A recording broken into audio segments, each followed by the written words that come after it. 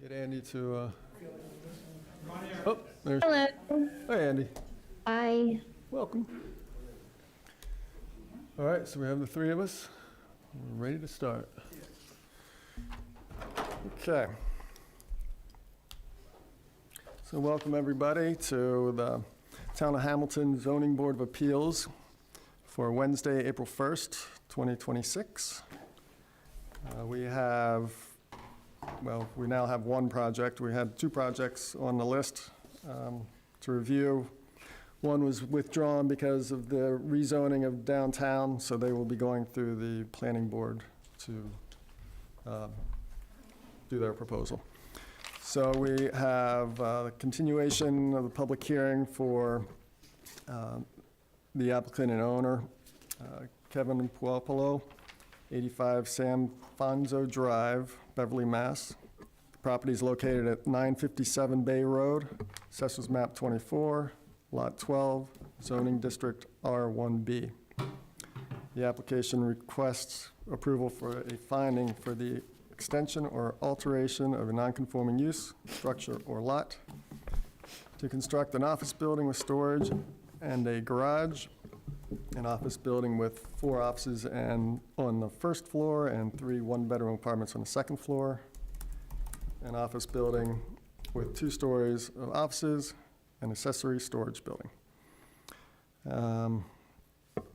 We started this in December, so it's our third review of this. We also have some regular business after this is over for some meeting minutes and ZBA application fee change proposal to review. With us is Andy Phillip on the big screen, the board, Stephen DeRocher, myself, Bruce Gingrich, and Mark Connors next to me from town planning. So I guess we're ready to roll on. We'll listen to Good evening. you. Jill Mann from the Office of Man to Man located in Middleton, Massachusetts. I'm here on behalf of CMB Construction and Kevin Puopolo, the owners of 957 Bay Road. As the chair just mentioned, we had been here initially in December and then asked for continuances in order to be able to refine the plan in a manner that was in our opinion, most beneficial to the neighborhood and an economically viable plan. I think that, based on all of the comments I have read first from the abutters and all of the comments I've heard during the hearing, I'm going to establish a couple of baseline information points that I think will just be helpful for the board and for the record, as well as for the abutters. But first off, I just want to say that Kevin did acquire the property in October 2025.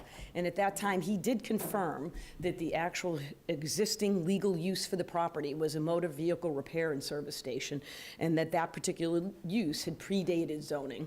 As you know, in your file, you do have a copy of the letter from the building inspector confirming that use. When Kevin evaluated the actual purchase, he thought to himself, I think what the best use is going to be of this property is going to be to convert it to another non-conforming use. It cannot be converted really to a residential use. It isn't economically viable in this area. And given its current status as a motor vehicle repair facility, that type of use would be far preferable to changing it to something that would be legally conforming in that term.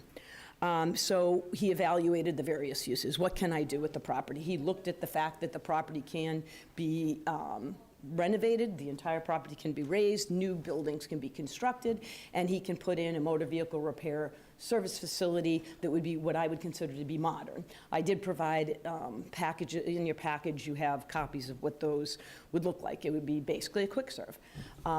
As the board knows, the property can be developed with structures that simply conform to dimensional requirements, which are 25, 15 on the side, and 15 in the rear.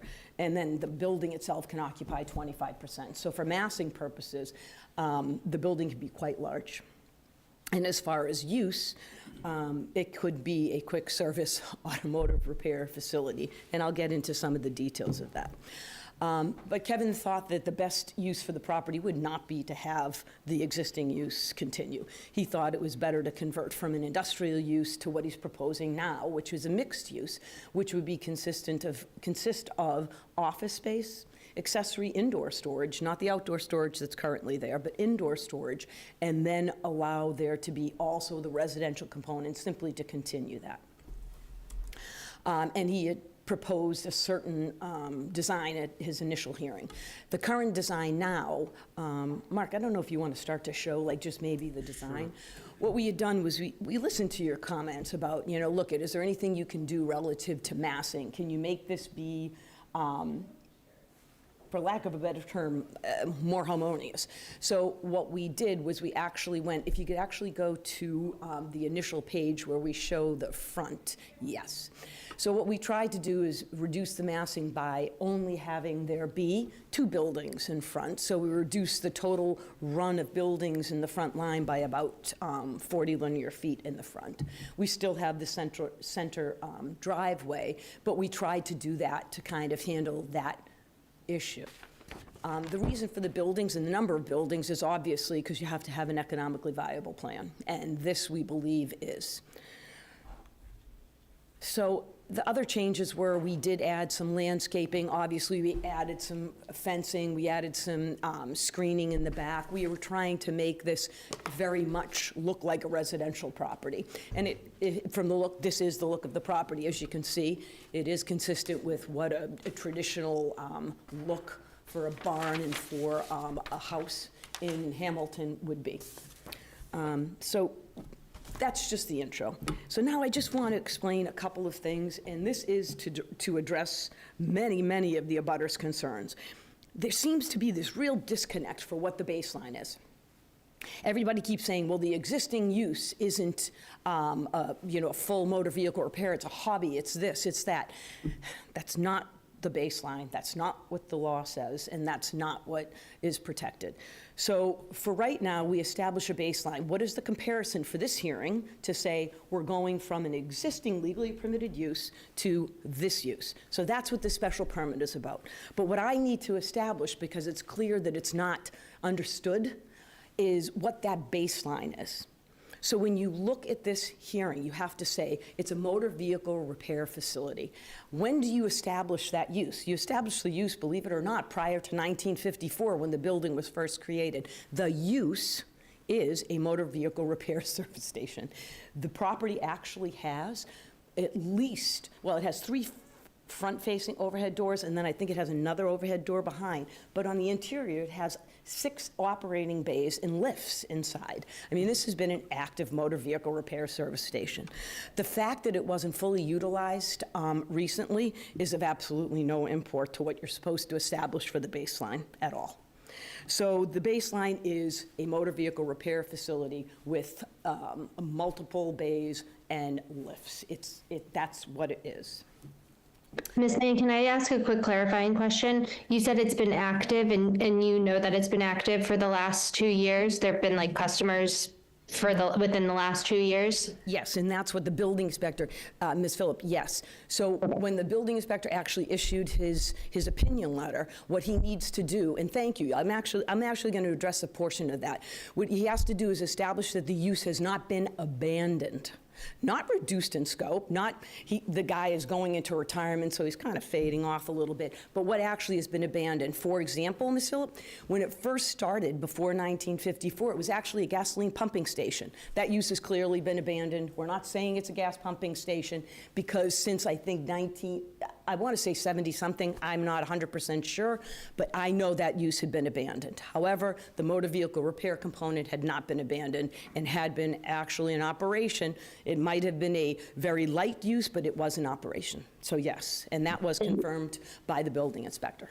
And just so the community knows, that is the way, because it's been used within the last 2 years, that's why they can still continue to do within this scope. Exactly, because it was used within the last 2 years, this property is entitled to continue as a motor vehicle repair service station. And by the way, if Mr. Popolo were to desire to continue that, this board would absolutely have no, it would have no right to actually comment on it, because we wouldn't be before you, because we wouldn't need any permits. What we would need, because we would raise all the structures and put up a brand-new one, we need site plan approval, but that's it. And site plan approval, as this board knows, is something where we go in and they can condition our permit, but they can't deny us our permit for, I mean, I shouldn't say permit, approval for site plan approval. So if we were to opt, I apologize. That depends on the size that you're proposing to replace it As long with. as we do it in compliance with the zoning bylaws and we don't violate the 25%, the 15-foot setbacks in the rear and the 25 in the front, and we don't go above 3 stories, we absolutely are entitled to put that up, as you know. And that doesn't require a permit from this board, but it does require site plan approval and review by the planning board to ensure that we do meet those criteria. And then the building inspector simply issues the permit. So just to make clear, actually continuing the use and improving the building and putting up the other is what we term, the term of art is by right, it's a by right use. So that's our baseline. And as far as how you establish it, I think I pretty much explained that requirement and what the law requires under Section 6 for it to continue. So if we establish the baseline is the motor vehicle repair, that is why when we look at the traffic, because again, here we go again, I'm trying to incorporate, by the way, all of the abutters' concerns into just a presentation, because I don't want to go through each of their individual letters because they're all fairly repetitive. And I think that it's easier to address them during the process and addressing the board. So when we look at what the comparison is now of the baseline to what we are proposing, you do look at what does a motor vehicle service repair station with this many bays trigger in traffic, because that's your baseline. And that's why our traffic assessment is accurate. I did see traffic assessments in the file that were, proposed by abutters and, crash data and this data. I mean, it's not really valid. It wasn't prepared by an engineer, which, I still take the data and I read it and I still try to respond. But the fact of the matter is, you look at the traffic data, this isn't on an S-curve, it's on a windy street, I don't debate that, but a dangerous S-curve is one where there's not a straight area of 100 feet, and the straight area we have is in excess of, in each direction over 300 feet. This is not on a dangerous part of that street. I understand there may be dangerous parts, but this doesn't happen to occur there. But what we look at is, what is the traffic impact? Because what we need to do is say to the board, here's the base, this is what we can do, and this is what the project is now. This is what we want to do. And what we want to do is convert it to this office space use, which represents over a 50%, I wouldn't say over 50%, about a 30% reduction in traffic. It simply does. So when we also continue to provide a comparison between the two, now we get into the whole issue of, is the new use, is the use as a residential mixed office use more detrimental than the existing? That's the standard. Not is it the same, not is it, not as happy about it by the abutters, but is it substantially more detrimental? And that's a decision the board has to make. And how do you make that determination is to look at the facts of the specific case, which is true here. So you look at, okay, what's the traffic impacts? It'll be less with this. What is the visual impact? I'd venture to say that I would far prefer this over, do you want to show, do you want to show the other? If you go all the way to the renderings, it's like on page, I don't remember what page it was on. Here, you can go back there if you want, so you can see the actual bays. So I think I would rather to see what we have here than to see a 7-bay, auto service garage with the housing to the left. And then, we did put the service, we put storage inside. Brian wanted to put it inside. Me, I was going to do a huge outside yard because that's what it is now. So you look at the visual impacts. They're not the only impacts, but you look at it. You look also at the financial impacts for the town. So financially, this would still generate a fair amount of money for the town. The taxes would be, pretty substantial. But if you look at the office space, it's probably going to generate more because they have a higher level of equipment. in some of the places, and because it's the type of property it will be would probably create a higher tax base. And then when we compare other aspects of it, I guess it would be, the landscaping component. So when you look at this, it has some landscaping, but it's not nearly as beneficial or as attractive as it is when you look at the office space. So I did want to address the fact that people have been raising, okay, what about lighting? What about noise? All of those components are handled in site plan approval, but notwithstanding any of that, I would venture to say that the lighting is going to be less industrial and much more welcoming in a office park. Plus, during the planning board process, every single abutter has the same opportunity to provide comments and to import conditions that are reasonable on this particular type of a use. So that would be both for noise and for lighting. And I would say that noise probably is will generate a lot more noise in a traditional motor vehicle repair station than there would be in anything else. And what we did show you, Ms. Phillip, this is probably addressing one of the issues as well. If you flip up a little bit, Mark, just to the next ones, I'll show you some of the other, go down, I apologize. So, can you go back up one? So some of the other by right uses, these are just by right because they're Section 3 uses. So every property in Massachusetts can be developed as a daycare. So here's another by right use. And then the next one is simply showing, okay, what would some other developer do here? Maybe because it's residential, they'll try to put in a 40B, which I know, the town used to have a safe harbor. I don't believe you have it anymore. So that's a possibility. And then the next one is simply we did this just to show massing. So when you talk about massing on a property and how much occupation you can actually have on a property, a single family home in this community that could even possibly cover the cost would have to actually be this big with all of these attributes. And I don't think you could get the money for it on this part of Bay Road. So I show you this simply for massing, not that this is ever an option, because I don't believe that it's economically viable. And if the board has questions for me, I'm more than willing to answer them at this point, or if you have. Do you want to run through? Oh, yeah, you know what? You want to do that? So actually, Brian is going to run through the, like a video of all the architectural plans. Changes, yeah. Actually, I was willing to take the questions right then. Go ahead. Brian Stein with Van Stein Architects. We do have a quick little fly-through video. Mark, if you can pull that up, we can kind of just walk through that as it plays. You saw part of this on the first image that we showed, but the changes that we've made since the last presentation in December, we had 4 buildings at that time, 3 that you could basically see from the front. Now we have, 2 real buildings on the front and then 1 in the back, so 3 total buildings. This building on the right is basically exactly the same as we saw it before. The more barn-looking structure on the left is similar size, slightly different shape, and we had it turn 90 degrees the last time. And then in the back, it's more of a cute little barn, and then garage space off to the right of that. But that's completely tucked back. It's screened by the building and by landscape in the front. We obviously have parking for the business uses and for the residential apartments.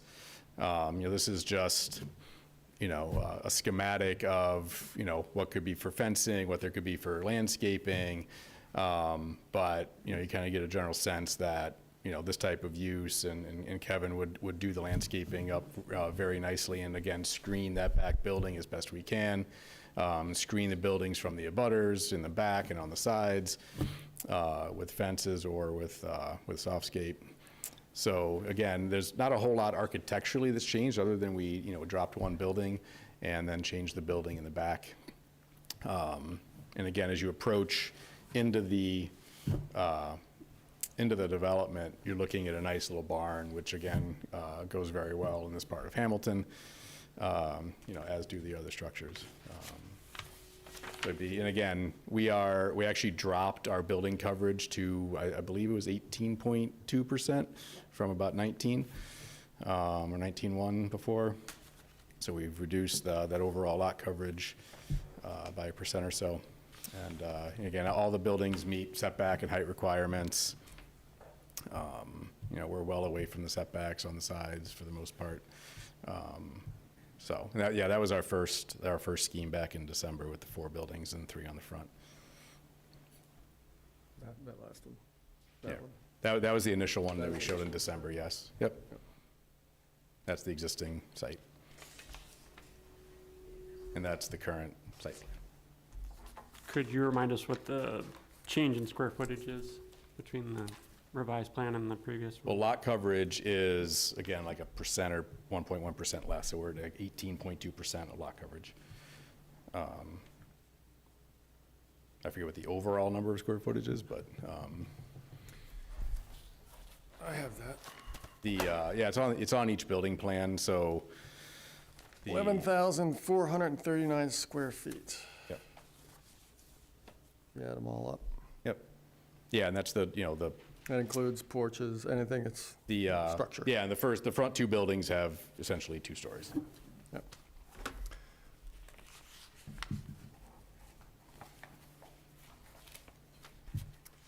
Yeah, we're happy to answer any And then if- questions that the Just board has. for, so some other numbers I found that one. The paving as it's drawn is 22,287 square feet. And the sidewalks are 1,000+ square feet. Mhm. So you end up with 55% of lot coverage, impermeable surface. Mhm. And we'd have full, well, assuming we get through here, obviously site plan review will require drainage, civil, you know, all those calcs, lighting calcs, you know, so that will all, and septic, obviously, Yeah. is a factor, as we know. That's a good one. That'll all be figured out as well for that.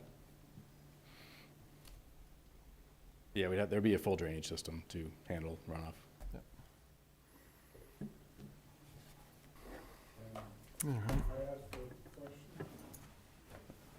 Not yet. We'll let the public come up after we're kind of done with any questions that we may have. I would like to know a little bit more, the comparison of the traffic through this and how this is determined, because we're talking about a building that predates the zoning bylaws. So the building was constructed in 1945, I believe. Yes.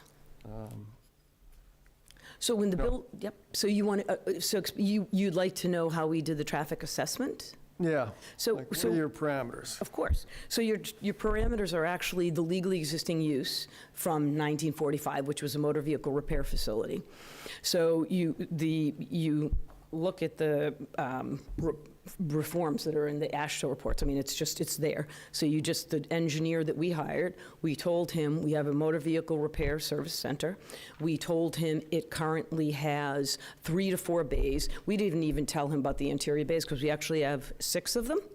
And based on that, he generates a traffic report. So you take your baseline from before, and then you tell the engineer how many active bays you have, and he projects the number of traffic. So when we got to that number of 100, and I think it was 33, that was based on only, I have to pull my report, but that was based only on having a number of bays. That's included in your package with the submittal that we gave to you. I think it's D, I think. Mark, isn't it D? Exhibit. I just want to get the right report for you.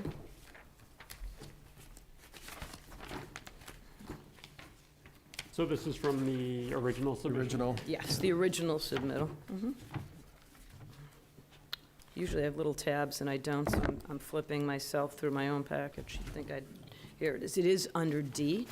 So if you look at D, what we did was we told the engineer to use 3 to 4 bays. As I said, there actually are 6 interior bays, but we only asked him to use 3 or 4. We weren't trying to make the traffic seem so much more grand. We were just trying to get an estimate of the traffic volume generated by a motor vehicle repair station, but it is actually probably greater than that number. So they estimate the number of trips at that kind of a service bay facility, which is simply the existing baseline. And then we asked him to include how much traffic that one three-bedroom home would also generate. And it's about 8 trips a day. We add them together, and that gives us the total. So we actually have, what is it? So they generate 8, and the other generates between 126 and 168 trips a day. So it's about 170. I said 173, but it's 176.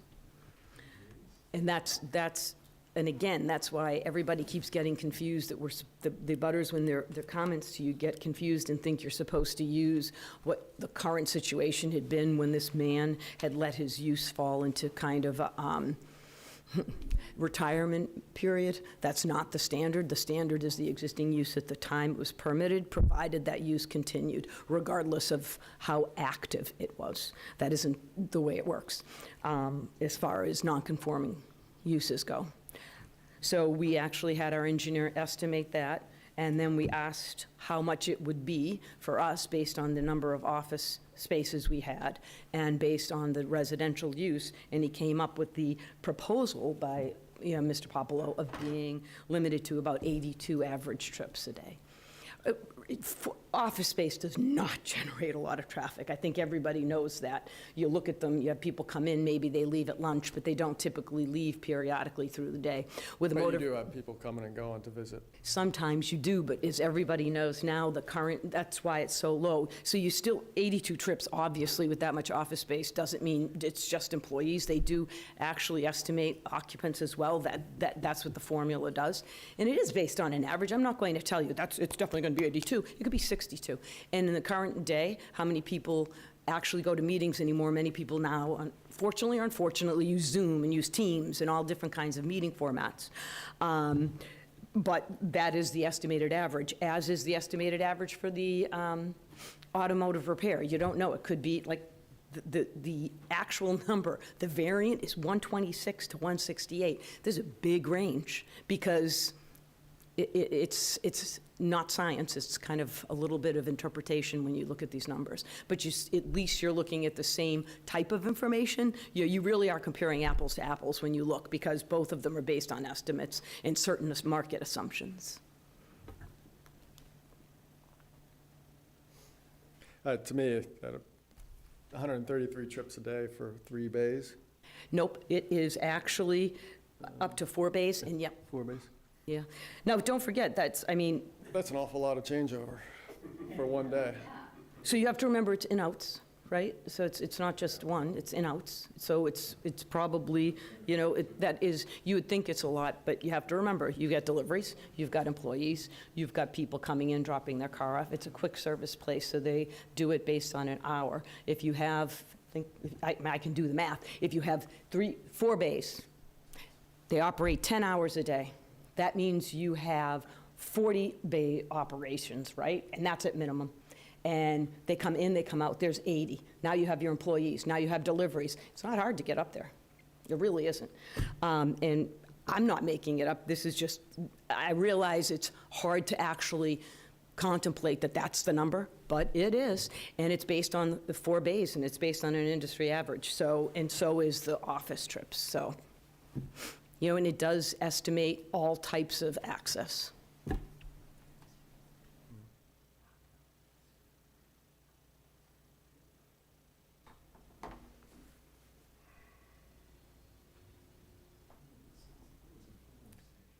Do you have any questions?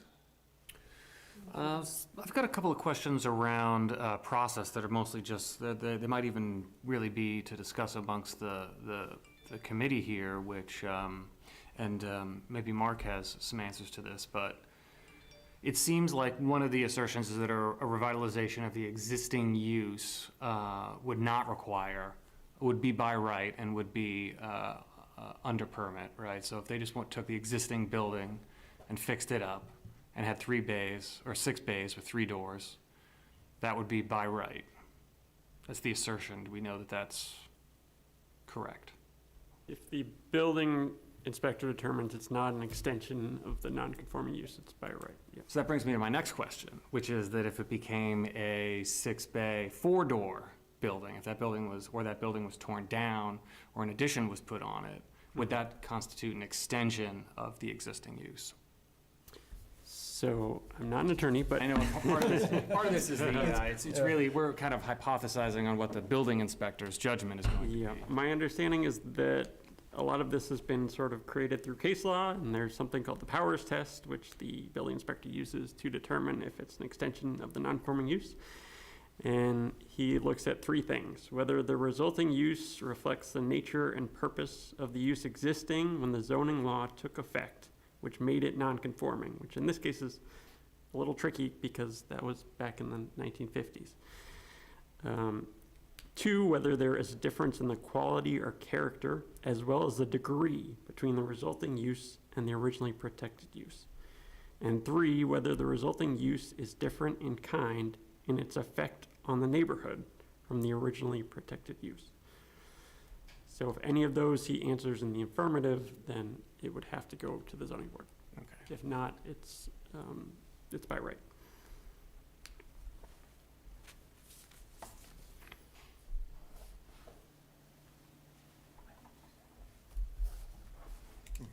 That partially answers, I guess that answers my next question, which is about what would be considered substantially more detrimental. So that's a different question. So the power. In terms of yeah. the existing, not so- change in use, but in an extension of the use. So it's really strange. So that's why I said you have to, there's two different tests here. The powers test only applies if you're looking at an existing use that's the same. Here, we're telling you, we're saying to you, we're changing the non-conforming use. The powers test, which the seminal case is this Welch v. Filipino, where there is a nursing home that gets torn down, put back up. Used to have 100 beds, then it went to 122 beds. That was deemed to be under the powers test, not a change in use, because it's a nursing home, it's a nursing home, it's a nursing home. That's the test. So, and as far as change in degree of kind, they said even though it increased by 20%, because your case was you didn't even increase, but if you were increasing even by 20%, the judge said that's not a real change in degree. You know, the impact of having that on a street that it's located on is not a large degree of change. So, you know, that particular case, and I can tell you more cases, but that particular case said that it was not a change of use. So we established the baseline telling you, everybody keeps comparing this to this hobbyist use or like the current use. It's not the standard. The standard is what is the use? What is the protected use? And that's why you go to powers. You look at powers to say, this is what the protected use is. Because it's a two-step formula. You have to establish your base. And that's what the powers allows you to do.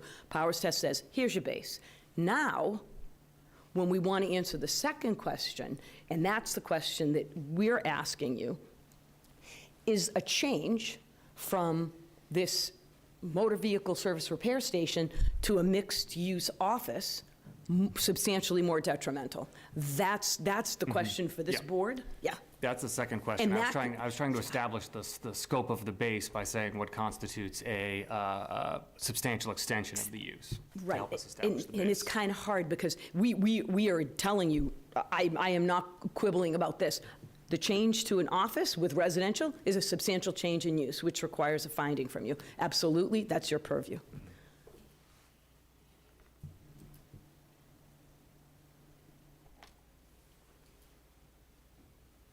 No other questions at this time? Andy, do you have any questions? I will share my thoughts and then maybe ask a question, but it probably isn't really a question. It would be just for the three of us to talk about with Mark's counsel too. I don't see this as significantly more detrimental than the current state. One question I would have is, I understand that the previous owner had done business in 2 years, and if we wanted to go down a rabbit hole, was he a hobbyist or was it a business? And if there was a business, there would be business tax returns. And then would that, even if it wasn't a business, if it was more of a hobbyist, then would that negate the existing use? So the building inspector, who's a zoning enforcement officer, has specifically said that there is an existing legally non-conforming use, which is a motor vehicle repair service facility. He actually issued that opinion. And I think I saw documentation of it. Pardon? I'm pretty sure I saw that somewhere. Yeah, I actually included his letter in my initial submittal. Got it.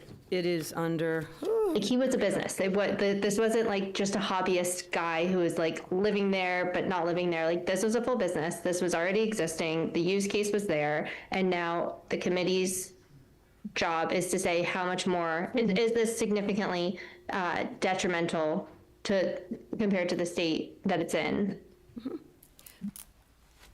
Well, significantly more detrimental to the existing use, regardless of state, right? Yeah. Yeah. I don't know. So the question is a use as an office mixed-use facility more detrimental than a motor vehicle repair service station? And it is, regardless of what As all the designed. opinions are, it is a legally motor vehicle. Tomorrow, I could open up and sell it to whomever we wanted, and they could operate at every single one of those bays entirely on that property with outdoor storage, without any permits at all, because they wouldn't be raising and removing and renovating. So I just want to make sure everybody understands that tomorrow what am I going to open, right? Can you picture me working on a muffler? So Kevin could find a business, and it could open there without any permits from any town board, other than maybe Mr. Maloney going in and conducting a safety assessment, because you have to make sure the lifts still work, and that would be it.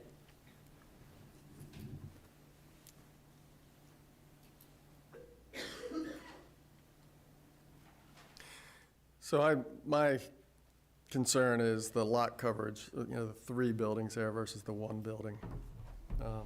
Is that having those 3 buildings on that 1.5 acre lot, creating density, kind of a density issue? All the other houses around there, most of them are smaller than each one of these buildings. So it's like, okay, Yes and no. some are bigger, some are small, but, when you look at Google Earth and just drive up down the street, these are big structures, There. and they're, you have 3 of them in there. And it's nice that the one's kind of hidden in the back. But I just feel like it's, compared to what's there now, and I think only 1 building is actually a couple hundred feet smaller than the existing building. The other 2 buildings are substantially larger. Bruce, is that in our purview if they are meeting the lot requirements, though?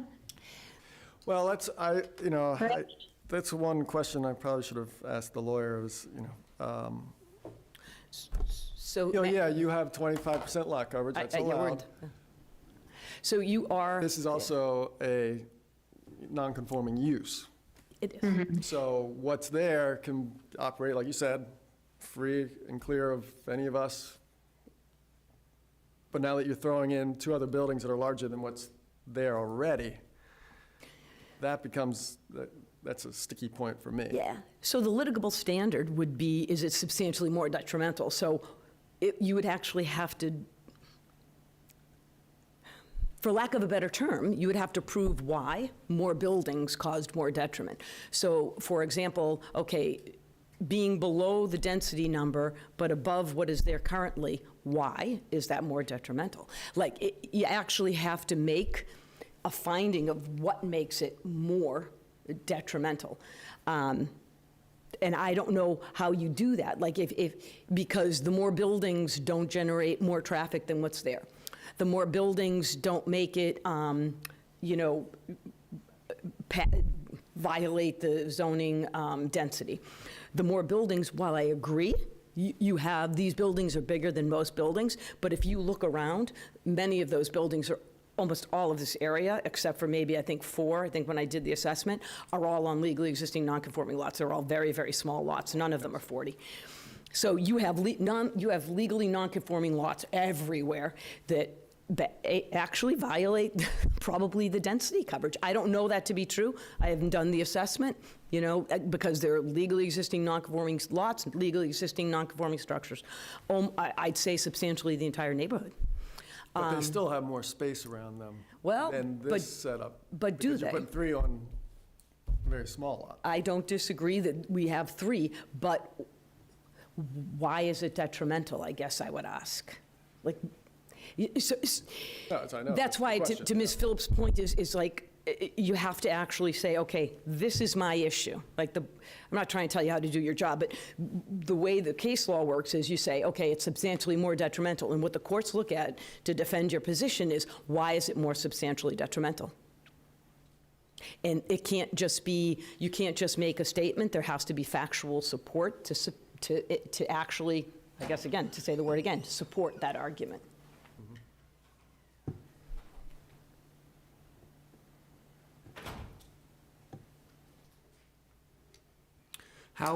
So the existing use has 6 bays, 6 spaces in which an automobile could be worked on in the interior, and 3 overhead doors.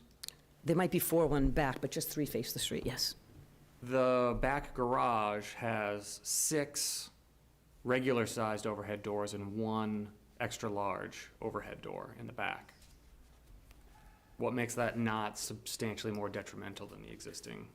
I guess the Use. question really is why is it substantially more detrimental? It doesn't operate as a motor vehicle repair. It's simply intended to allow access, to be able to, quite frankly, have Kevin drive in his cars and, park inside there. So there isn't an active business going on.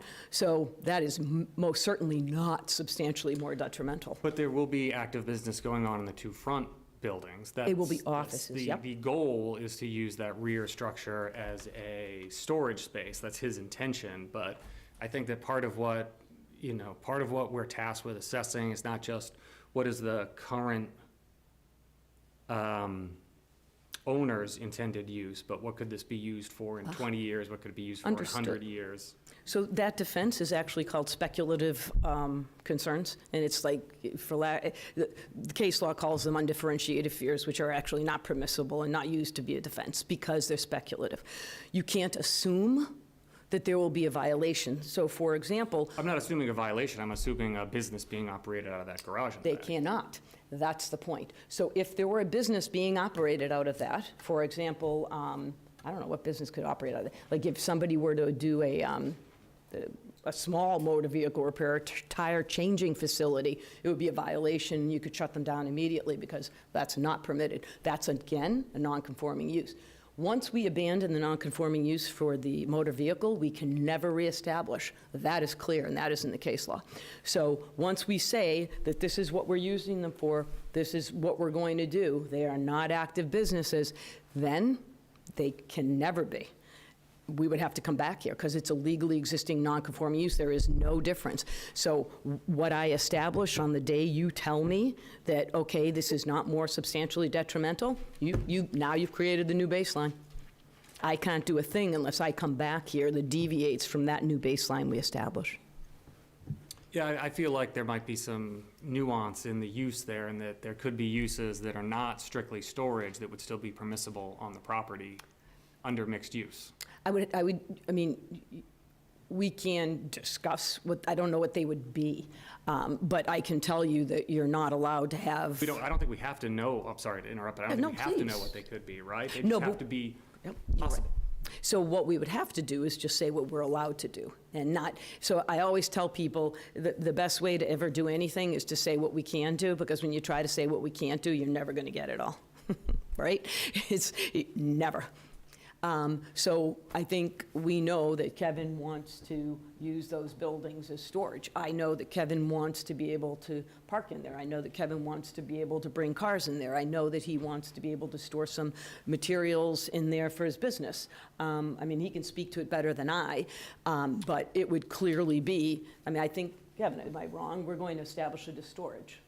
Yeah, it's storage, and its primary purpose is not ever to be in the back. Multiple uses, it's storage. And, you know, I'm not gonna sit here in front of the town and let people worry about what I'm storing in there. I promise I'm not in guns and all the bad things. You know, we own a construction business, we'll put our stuff in there that is, right now we have in trailers, and it'll be safe and viable, and it will be very well So- decorated. And I think Kevin's point is, No, right? There's Yeah. really a critical thing, your questions, I get them. Maybe you should Could you, come, yeah, come up You to have the. to now yeah. say who you are and your Please. address. Address of this. Nope, you're home. I'm Kevin Poplow. I own CM&B. My home address is 31 Harbor Street in Manchester. My business is 85 Sam Fonzo Road. I mean, clearly, I'm going to give you, I did this originally as an investment. It was probably one of the most difficult processes to follow through, from getting through the early stages of the town and some of the early statements that were made versus knowing what I was capable of doing. I've done this my whole life. As far as what we're talking about, I can't tell you in the garage that I won't pull in there once a month, but I promise you, the real one key thing I think you have to put the math to, the people that are interested in this property from retail standpoint, which we've done a tremendous amount in our past, can move in and out of that building and 6 garages every 15 minutes, which gives you, if you look at the math, that's 24 every 15 minutes, times 4 is, 96 times 11 hours. You can have more cars going through there. It's a service station. And most of the people that are interested are in these express lubes, express tires, express this. So it's not going to be. The other statement that needs to be really taken care of, I've talked to Rich until I'm blue in the face. The town is very aware of what you did. They signed an affidavit in tax papers, and I presented them to the town, that showed that he wasn't a hobbyist. He's one of the most talented Norton motorcycle dealers in the country. And what he is he's the perfect mind, as one of the neighbors perfectly, Roy Gibbs, who lives next door, watched him. And he built and sent parts out, and he made killings on what he did. He went out to Sutton, built a 15,000 square foot facility. My company moved him out there, and he's basically got a very high-end operating motor shop. He might have looked like a disaster from the face outwards. I was there 50 times in 2 years. The gentleman worked night and day. He lived in deplorable conditions, and as I said to Rich, as a health agent, that should have been addressed in a different topic, right? The guy was a good fellow in the end. I tried to help him. And what I think I want to make sure the town gets, it's got to be financially feasible. The best feasibility, honestly, is either say to any of the opposers, chip in, buy it, and I'll tell you what it's worth, or I give it to them and just turn it into a thing, or I do something that I feel totally responsible that will be world-class, which my company's done on thousands and thousands of occasions. If you really take a profile from Newburyport to Revere, you're not going to have anything as good-looking as this. And the people who are going in there are radiologists, doctors, people who live in town. One visit every 2, these people aren't even visiting doctors, they're actually using them as home offices and being built by Beth Israel. So it's kind of honestly found its own right path, and it's not going to be, I promise you, the back garage will probably have to oil the doors more than you use them, okay? But Are it you- will be limited, their storage use will only be limited. Yeah, I'm not, honestly, it's just storage. In our business, there's a tremendous amount of stuff that you shouldn't leave in trailers. Lasers, levels, any type of mechanical stuff that is very highly, they can run 5,000, 10,000. It will be a very secure garage. And then if you have a car and they're worth 200 grand, which Jill wants to, you can, it will be a protected thing just to put it in for storage and come get it when you want it once a weekend. So I guess I have 2 questions, 2 separate questions. One is, because again, I was saying earlier, I'm not just thinking about your use, right, but other future uses, right? So what is the mechanism for ensuring that, She said law is. Your decision. other than enforcement? Is there a deed restriction You can put that the building is It would- when you issue strictly your decision- storage? Yeah, When you issue your decision, we would actually put it in the deed. I mean, I shouldn't say the deed, everybody says that, right? It'll be on record, so what you do is you'll issue your decision, I'll file it with the registry of deeds, and the restrictions will be contained on the face of the deed, yes. So when you pull your title abstract, there'll be a restriction shown, and it'll be clear that the uses are what they are. That back building, storage. And that way, I think that protects against your fear of, okay, by saying what you can't do in it, it's not gonna work, but by limiting it to storage, it addresses, I think, the concern that there may be an elevated, more impactful use. And then my second question was that list of tenants, is that a dream list, or is that people you really have queued up?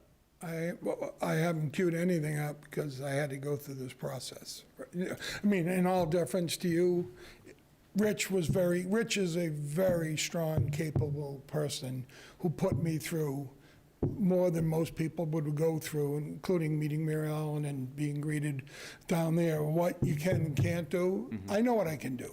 And I knew when I got it, as long as the paperwork the gentleman eventually found was shown to the town, as soon as Rich witnessed, it wasn't a process, I did it like this. It took 6 months. And finally, after going to his home in Sutton and digging through his files, we had all the affidavits from the town we needed, showed him the Rich, and a day later I had a letter, he had put it in front of your legal staff, and he said, this is what you can do, you know? Where and very respectfully, why I didn't go to the last meeting, we wanted to listen to what people thought of an opinion. I personally, as a person who's done this a lot, I think we owe the townspeople to know you have to know what your options are. And I didn't feel the first meeting that was even remotely done right. So I think you have to know what you got and you make the best of it. I think what Brian did is really, I'll give you a hint, it's $6 million plus of work there. So, you put that at 10% and look at 600 grand, how you're gonna make that thing work, you gotta do it right. You gotta have high quality tenants, Class A, you gotta do it right, and I'm lucky enough to have those people who have reached out to me. They're excited about the area. I look at it as a renaissance of Hamilton, not as a shooting gallery, Thank you. Thanks.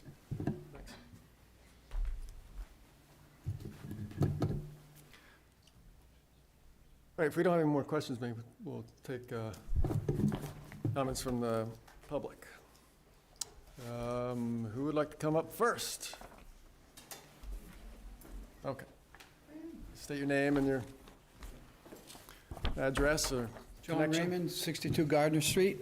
I'd just like to point out to the board what I'm seeing in the new design versus existing is the potential impervious area increase on that, which gets back to that conversation you were discussing about the detrimental use. We're design here that shows a lot more parking spaces, a lot more roof area, which, where's that water going? There are 2 catch basins out on Bay Road that probably, I haven't been able to ascertain which way they flow, but my guess is they would probably flow down towards Appleton Farm into the wetlands in there, which in turn would get into the wetlands around the Ipswich River, which is a, aquifer and a potential issue. The new design, I counted out, I think, 29 parking spaces, 29 cars. Some of them are gonna drip oil. I don't know if you notice it in the summertime, you get heavy rains, you see the oil sheen running across the parking lots. So I think that's something to consider. Yeah, I'm sure that will be considered in site plan review for stormwater Okay. control. They're gonna have to have, I think Brian mentioned it, they'll have catch basins and all that, and Okay. Just, manage that. I mean, It's you were not just gonna be just considering a about the Straight detrimental sheet of use. water coming into the street. I'm Yep. sure they'll take care of that. But to me, it Make seems sure. like there's an increase from the permeable surface we have now versus a potential design. So, Yeah, Thank oh, you. yes, no, we're aware of that.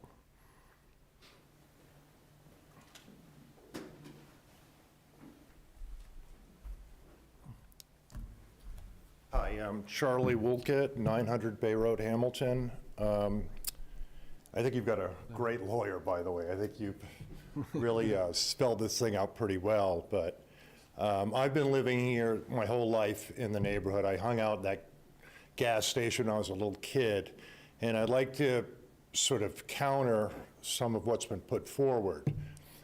To say that there's 6 bays in there with lifts, I would say there was 1 bay in there that had a lift, and that was at the end. The rest of them, the ceiling in there is lower than in here, and you can't put a lift without going up into the apartment on any of those other 2 bays, and it was really 3 bays. I've seen a lot of guys fail in there. It was not a successful site for gas stations and for mechanics. I mean, I think Joey Sargent did pretty well, but before him, it was a lot of turnover because it wasn't a viable spot. And so I'm just saying, to say that there's 6 bays looking like, you know, a Jiffy Lube where you could jack all the cars way up and people could work at them, that's not how it was. It was 1 bay which had the old style center lift at the very end. The other 2, you could open the hood up, you could take a hand jack in there and you could pick it up, change a tire, maybe look at the you know, the gas, but it was sort of built for more, you know, old-fashioned cars and stuff like that. So I see 1 bay in there and then 2 others for a total of 3, and not this other thing. So that pulls all those numbers way, way down. It was never a rental unit there. It was always the owner who lived upstairs. So to say it was some sort of an apartment complex is not accurate either. And so, well, you know, I think everyone should be able to make money and stuff like that. I don't think that's our responsibility or your responsibility to make it a viable project. That's not really what we're here for. And the usage is just, you know, it's insane. I mean, it's got to be 10 times bigger at least than what it was before. And I had one more thing, but I can't remember now. Oh, as far as it being an abandoned commercial enterprise, which I think is probably a possibility.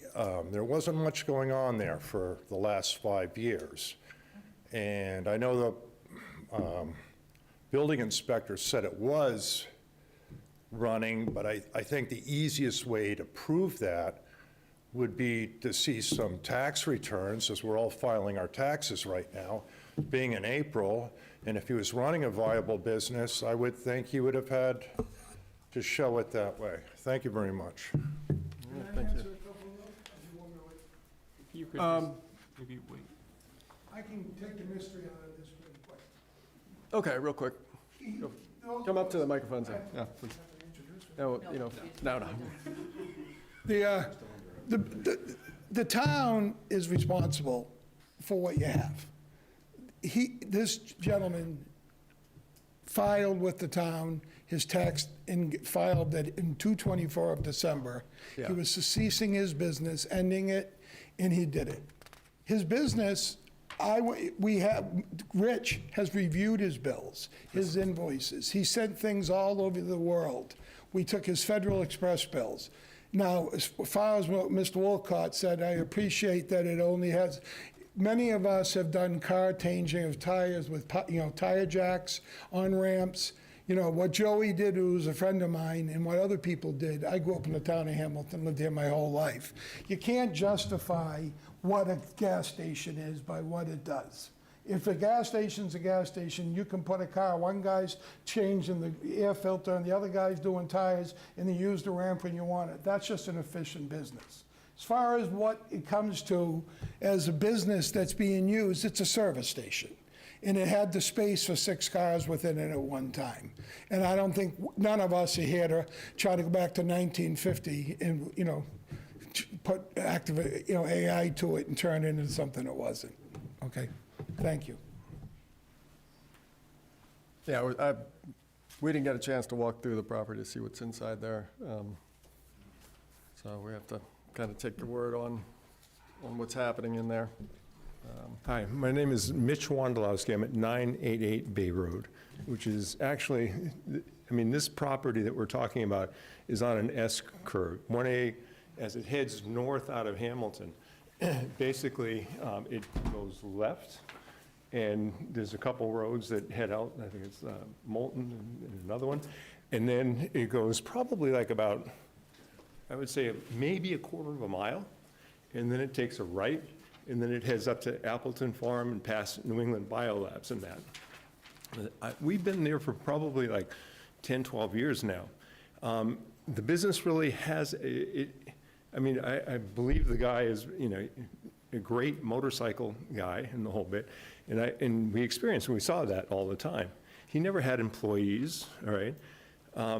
I can understand there's a little bit of a pickle as to the fact that the property hasn't been used as it was intended, within the zoning district. It hasn't appeared to be active. And my biggest concern, I saw buildings and all that, the buildings, they fit in with everything else that's there. It's very residential there.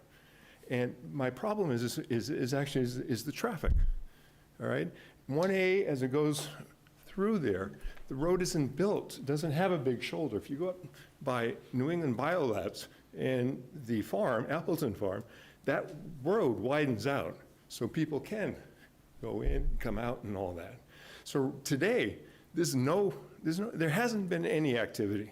It's been this gentleman and whoever, his business was, and it was pretty much a sleeper business.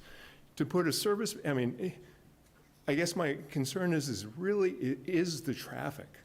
There's nothing there right now, all right? And so whatever, your analysis and all that, do you really want to congest that little spot? That's all. Thank you. Is it all right if I just collect all the comments and answer at the end for all Yeah, the comments? you So I can- don't do it individually? Okay, just Yeah, want to make that's sure. fine. we're- Yeah, absolutely, you can respond.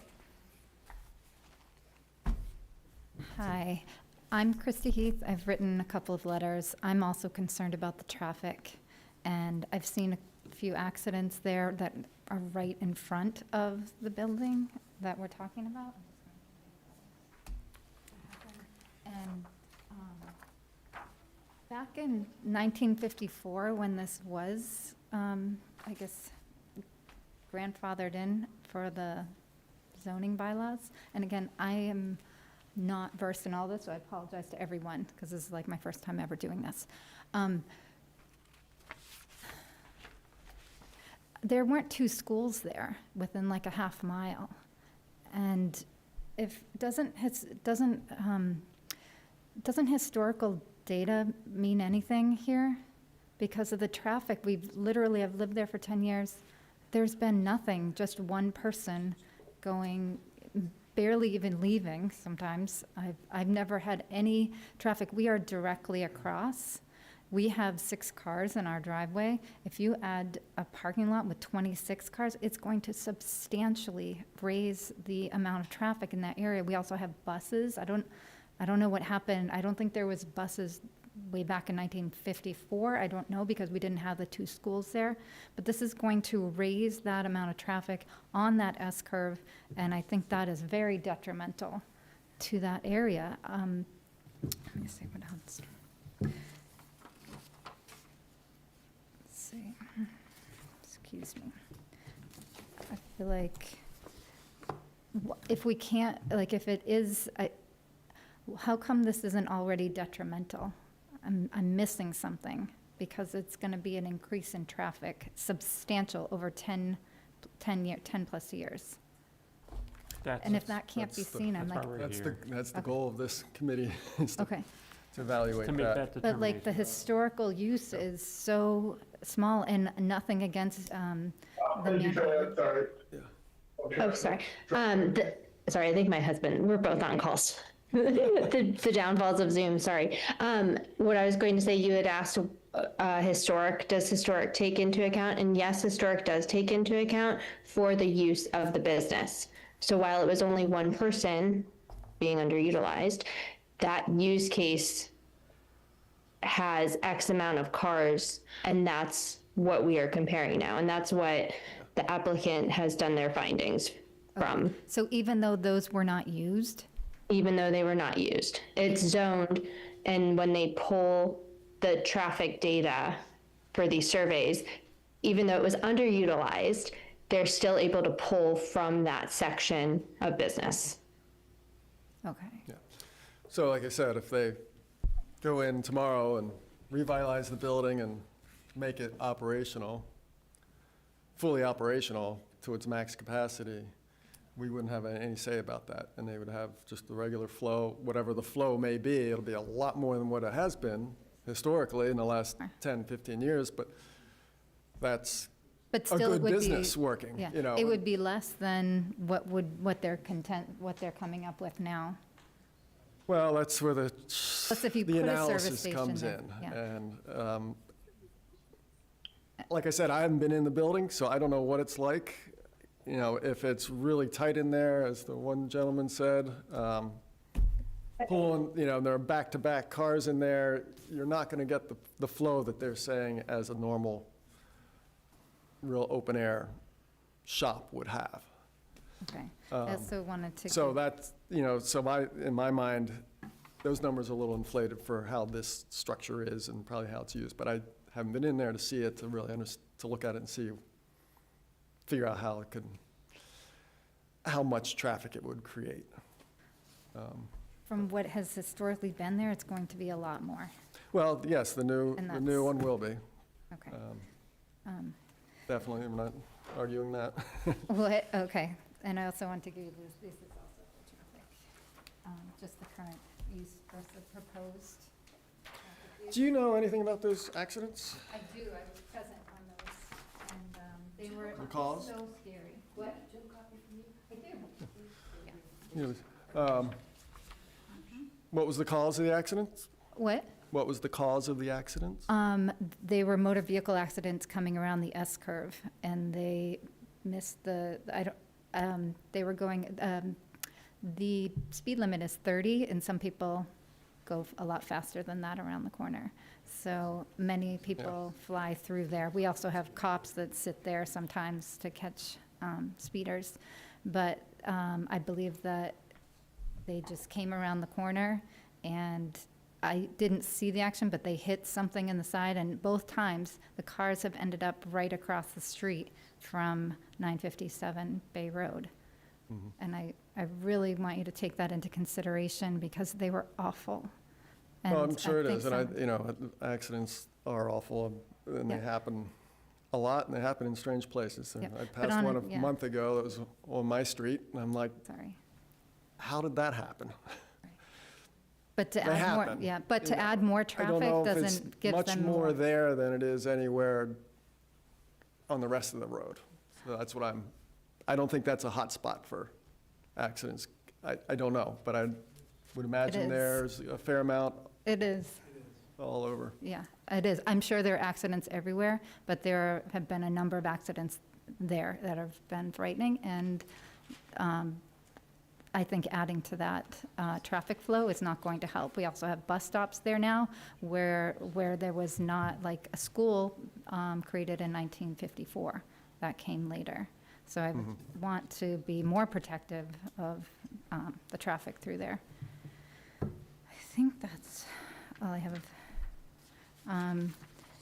The other thing I wanted to, and I don't know how to bring this up, but I know you want to make it economically viable and make it work for a town. I appreciate you want to make it look nicer, because it's not, you know, the nicest looking building in town. And I think we can all agree that. But I'm not willing to sacrifice, like, looks for safety. And when I see the presentation that you have, and one of the pictures is like the building, the road looks so wide, it doesn't take into account any turns if you want to bring it up. It's like, I think it's the first, We don't really have a larger site plan of. that one. Like, that doesn't look like where we live. No. That doesn't look like it at all. I would think this was somewhere else. That was sort of my point too, is that actually that stretch of 1A doesn't really have a shoulder. Okay? It really abuts the properties. They're very old buildings there too. That is a little bit of a misrepresentation of the road. Shows the edge of the Well, road. it's, you know, okay. It's just a, It's, okay, but An I'm idea of saying what I it could do could a look like. We all know representation what the that road might looks look a like, little so. bit more representative yeah. of the, that does not look like Bay Road to me where I live. I wish I lived in that neighborhood. It looks really nice. It does. Make it that way.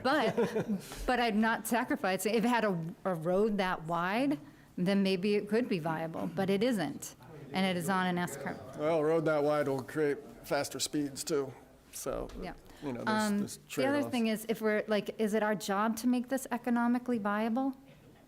That's not part of the That's- ZBA's role. They're determining if what the proposed use is substantially more detrimental Yeah. than the protected use. Because that's not our fault that if they paid more than they should have, that we have to make it economically viable for them. I hope that that board will take that into consideration as well. Thank you. Thank you. Anybody else?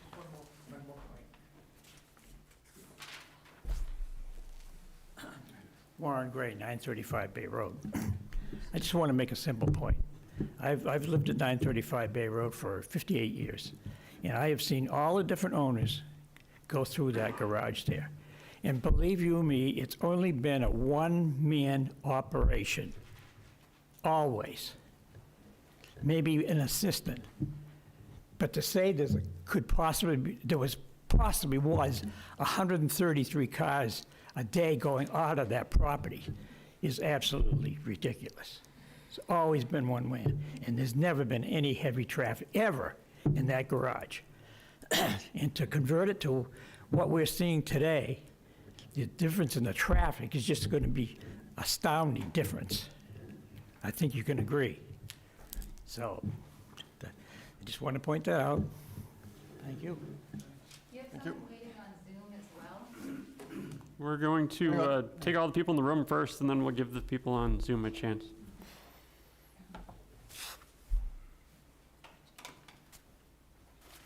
Good evening, gentlemen. My name is Rich Kalman, and I am an attorney from Ipswich, Massachusetts. And I'm here tonight representing several of the abutters. You've received letters from them, and you've heard testimony from them. They reached out to me because at the first meeting in December, they had believed they had provided some information that was pertinent through their letters and testimony about the business use having been lost, which is the very first test that you must decide. The first fact-finding mission you have is to determine that. And before I took on the case, Excuse me, business use or? whether the business use has been lost, the repair business that he filed as, that's your first determination to make. So I watched the meeting in December. I can agree. In December, there was very little discussion.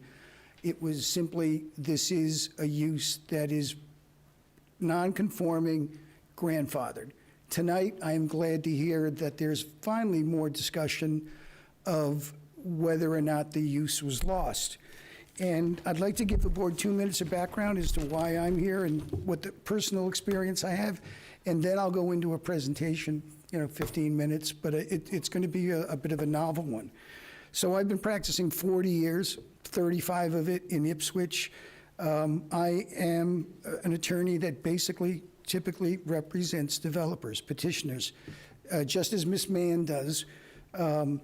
Typically, we represent developers. I'm the third attorney they had to reach out to because the first two refused to take the case because they represent developers. And it's hard to find an attorney that will come in and take the side of abutters because you make your money representing developers and you don't want to lose your credibility by walking both sides of the street. So you typically stick to one. So that's it. I am that kind of attorney, and I will present tonight on that basis. The second thing is I met David Camo. I represented Joey Sargent when he sold the building. So that's just an interesting piece of history, a very interesting gentleman. Certainly as bright a man as I've ever met. I believe he was an engineer. I wasn't sure. Certainly he was a motorcycle enthusiast. He made that known at the closing. And I can just speak to that. He was also the most private individual that I have ever come across. He did not have his attorney come to the closing. He shared very little information, extremely private.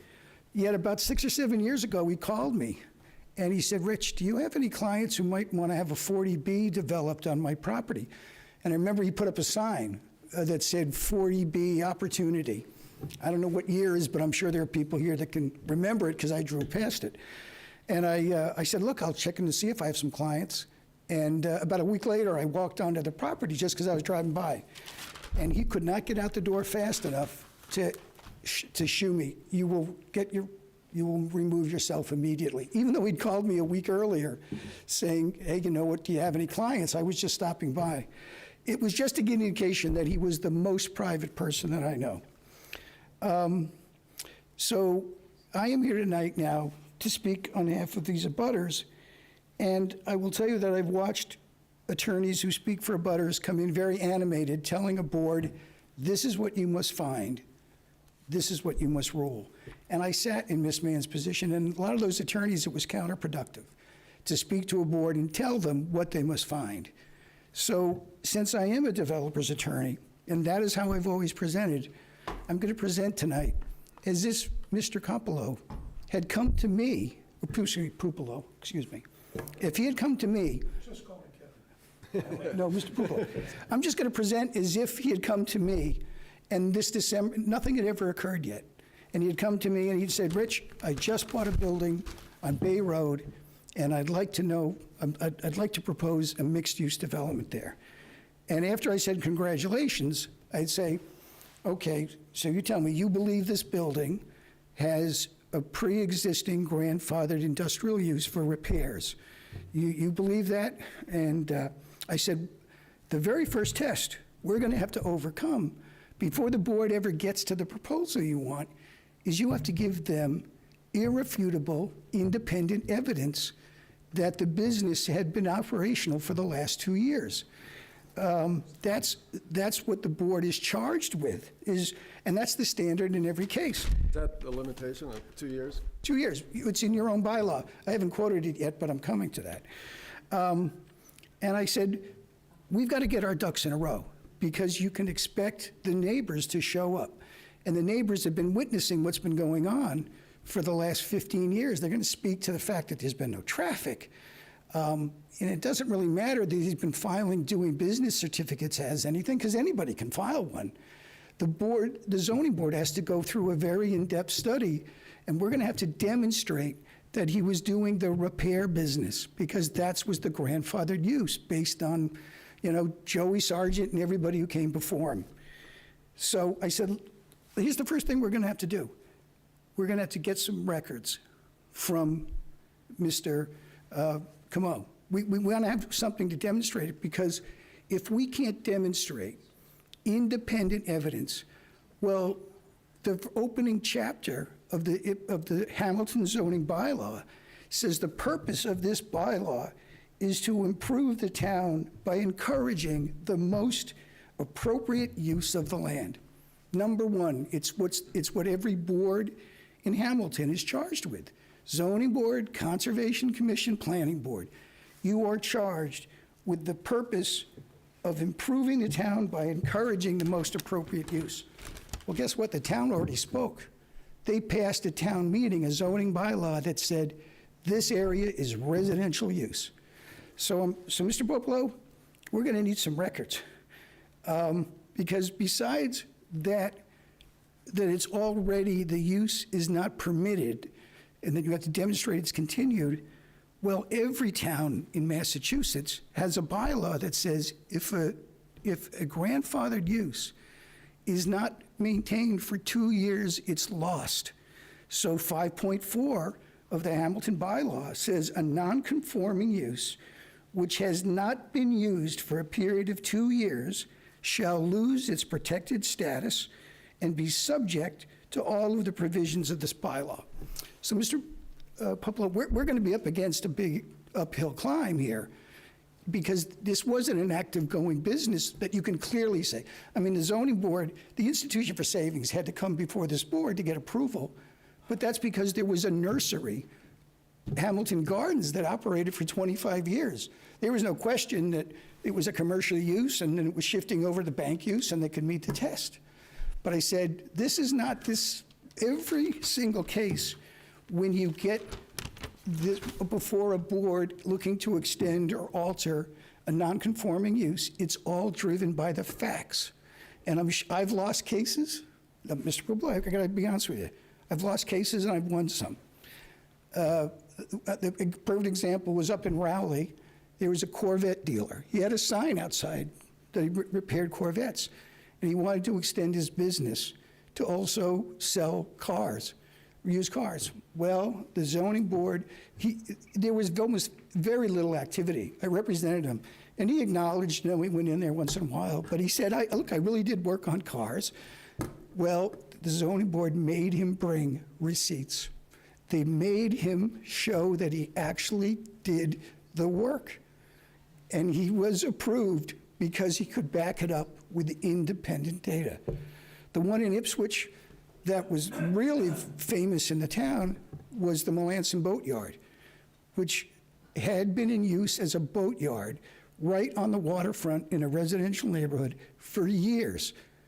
But, you know, he did fix boats. But then what happened is over the last few years of the boat, you'd see the boats in there, but he lived above and he never was repairing any. And the boatyard burned down. It was the biggest fire in Ipswich in a while. And a developer bought the property and wanted to, before the 2 years was up, and wanted to continue the commercial use. And the zoning board simply said, well, show us any records, any proof that he was operating the boatyard business, and they couldn't do it. He was still alive, but he really hadn't been repairing any boats. Commercial use was lost, and there's a residence there today.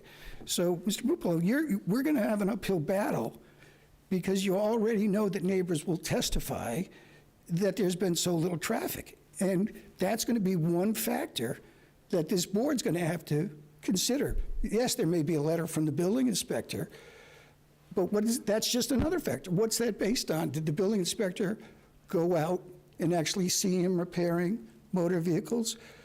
That's something that this board will look into.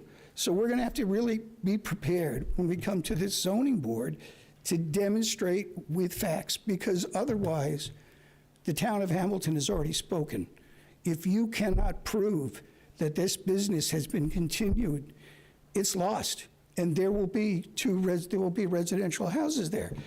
But at least, Ms. Pupolo, you must have known that. You're an experienced developer, and you paid cash with no contingencies. You bought this property not subject to you getting these approvals.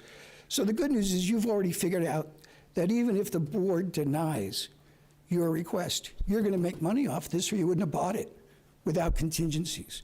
And you know, understand, the board's not in the position of deciding whether or not it's economically feasible or not. That's not, but the good news I feel for you is that you are an experienced builder. You bought it, no contingencies, so you must have anticipated that if you could not build what you were proposing, then the residential use that would be dictated by this board would be something that you could live with. So I would end my, my meeting with him basically saying, we're going to have to get our ducks in a row, understand now that this is on cable TV, so, you know, years ago, boards could make decisions, you know, at meetings where there weren't many witnesses, but now this is going to get a lot of coverage. It usually accelerates as more neighbors start to find out what's going on. So let's get our ducks in a row. Let's get the information from Mr. Camo. Let's have it so that when the board does the first part of its job, which is collecting all of the evidence and making a ruling whether or not the business use was lost, you have a chance of prevailing. We can't even get to your proposal. We can't get to it until the board already decides, makes a decision that the use hasn't been lost. So that's how I would have ended my presentation to him if he had retained me.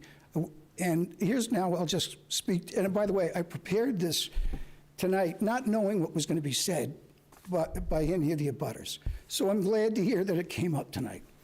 But I prepared this in a way that I delivered to my clients when they come before me with a project that's going to be difficult.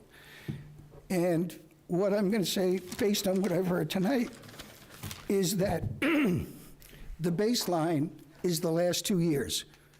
It's not what was done in the 40s or the 50s. It wasn't even what Mr. Camo may have done in the first 10 years he owned that property. The baseline you have to decide is, in the last 2 years, did he operate a repair business? So you should be demanding of the applicant proof. You should be asking the building inspector, give me the information, just give us the information upon which you base it. And you're the final arbiter. You know, you oversee the building inspector. That's Massachusetts law. And building inspectors, I mean, it happens all the time. It's not that you're overruling him, you're just going to say, we need some more evidence, because this is a major decision for you folks. You have got a residential neighborhood. You've got only like 4 commercial uses or whatever from all of downtown north to Ipswich. I see a post office, the bank, town hall, and a school. That's it. I mean, I just drove here tonight for 3 miles, and there is nothing there but residential. So the burden is on the applicant. That's what you have to understand. You're charged by the town of Hamilton to do what is right, not just now, but for the next 50 years and beyond. And it's a serious business. Being on a zoning board is not for the weak, because you're the bottom line. But it's a board. The good news is it's a board of 3 or 4, I don't know. You make the decision together based on the evidence that you collect. In this case, I'm glad I'm not from Hamilton, but I took this case on just because I recognized in the first meeting, it just was glossed over. And I'm not telling you what the results are going to be. I have no idea. But the burden is on the applicant based on what you will have so far, which is the eyeball test.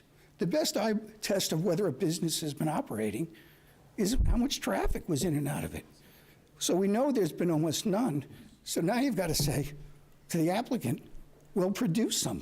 You know, you must, if you met with him, you bought the property from him, did you think, let's just get some records? And here's the last point I'll make. When those, let's say the records exist. I don't know, I'm just saying you should be demanding them. They should be for the use that was grandfathered. If he wasn't making repairs, if he was then selling motorcycle parts, is that a use that was permitted? The grandfathered use, what he wrote on his DBA certificates was repairs. And if he was simply mailing parts to people around the country, I don't know. But if he was, you're going to have to decide, does that fit? And the bottom line is the decision you make at the end of the day potentially ends this discussion. There won't be any other project that you're still going to have to go. You're going to have a lot on your hands trying to decide whether this is more or less detrimental to the neighborhood. People's eyes they glaze over when you start to say, well, there's the Powers case, and you have to hear the legal explanations. That may be the next phase that is coming. First phase, you should be collecting all the information from the applicant, from the building inspector, collecting it all and saying by the next meeting, let's really dig deep and determine whether or not that business was active. All of Hamilton deserves that consideration, and that's what you're charged with. Okay? Thank you.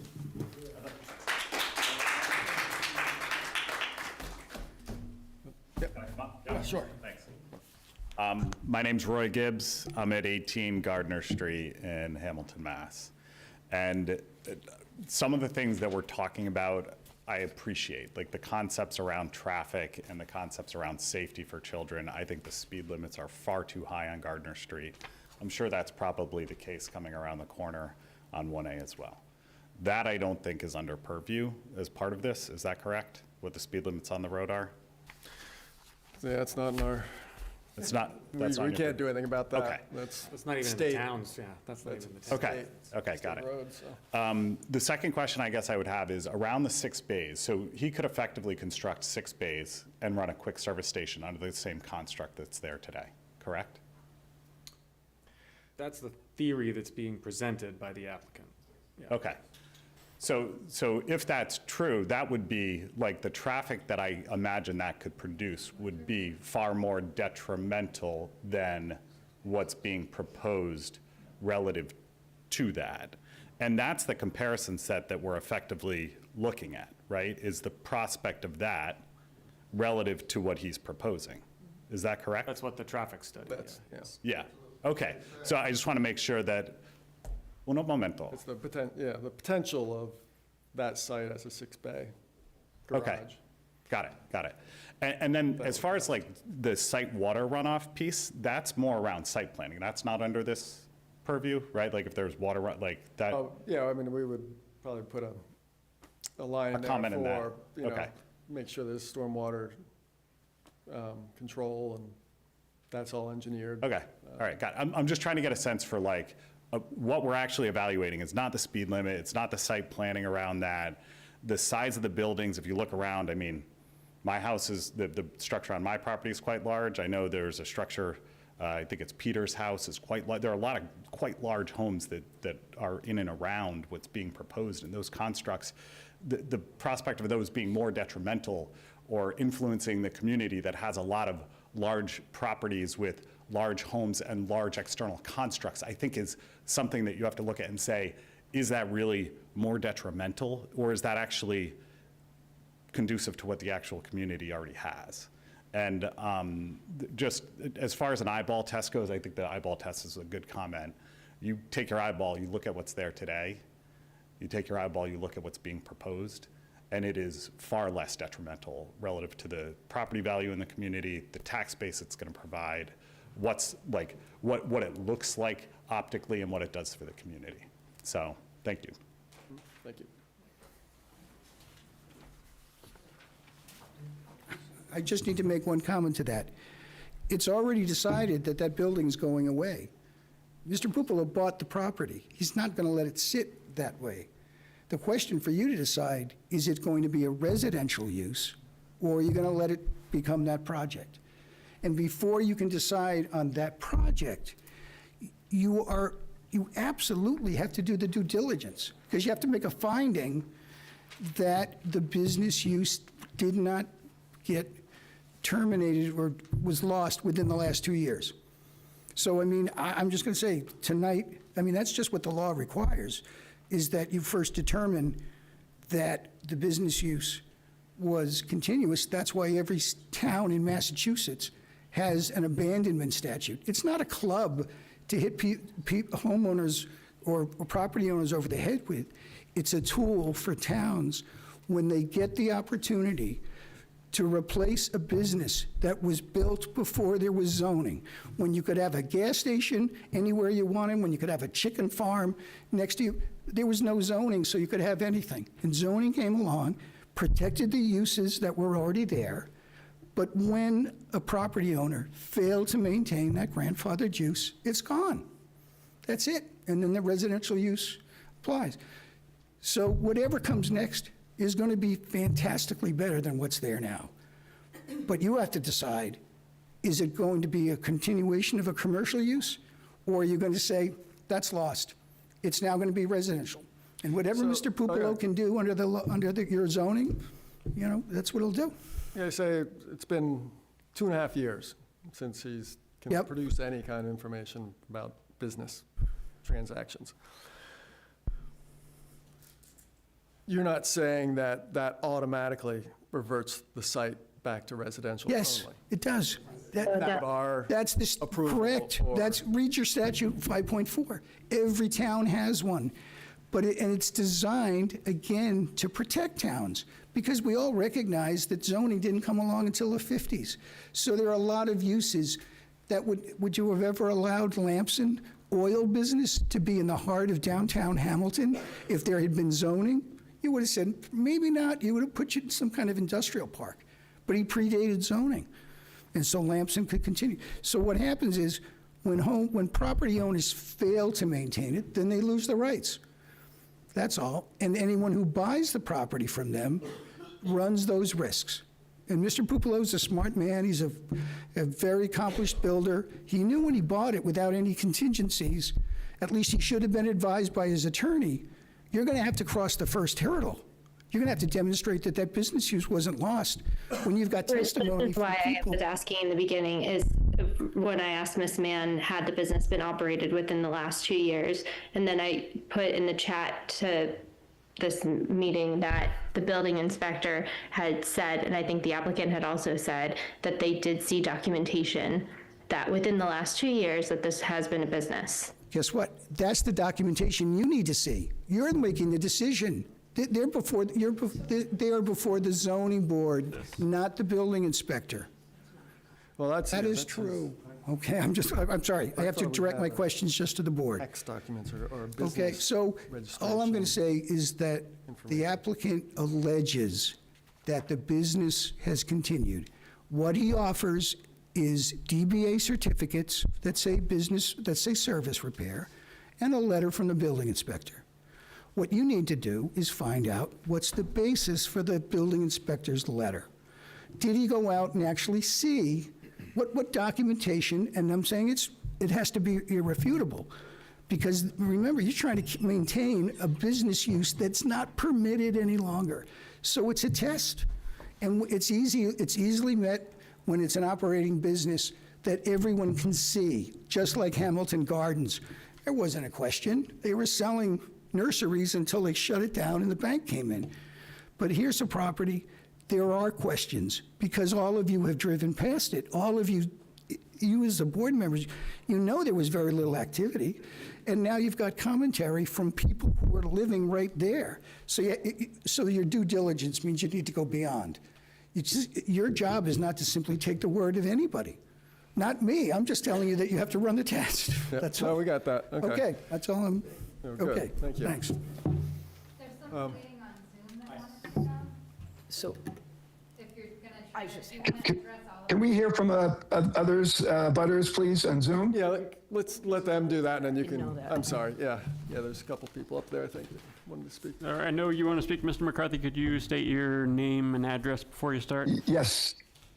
Yes, James McCarthy, 956 Bay Road in Hamilton there. I realize this is running long, so I'll try to be brief and not reiterate what's already been said by many of the butters. And I do trust the board will have to sift through a lot of speculation and irrelevant points that have been brought up, as well as the meatier legal matter, so I'll leave that aside for now. But it sounds to me that the applicant's attorney is making the case that the property has grandfathered rights as a service station, but the law protects a historic service station operation, not a significant intensification. And that's my rub, which is the intensification. So they're not asking for just the right to move from a automotive to a commercial office application. They're actually intensifying it by adding in a residential element, moving from 1 to 3 residents. And they're adding a storage, which again, very, very intense and impactful in that neighborhood, with construction equipment moving in and out of a lot that has been, for all intents and purposes, non-used, not used at all. So I guess my question relates to, number one, the traffic memo. So the traffic memo, which they're hanging a lot on, it talks about 3 offices. There's no mention of storage. There's no mention of delivery. And there's a number of 22 employees. So I guess in my mind, that has to be addressed. What impact will that have on the overall traffic studies? The fact that 3 offices, now there are 5. So does that 22 go up to 30 people? I don't know where their original number came from, but I do know in the memo, it states it was based on 3 offices. And we all know there are significantly more than that right now.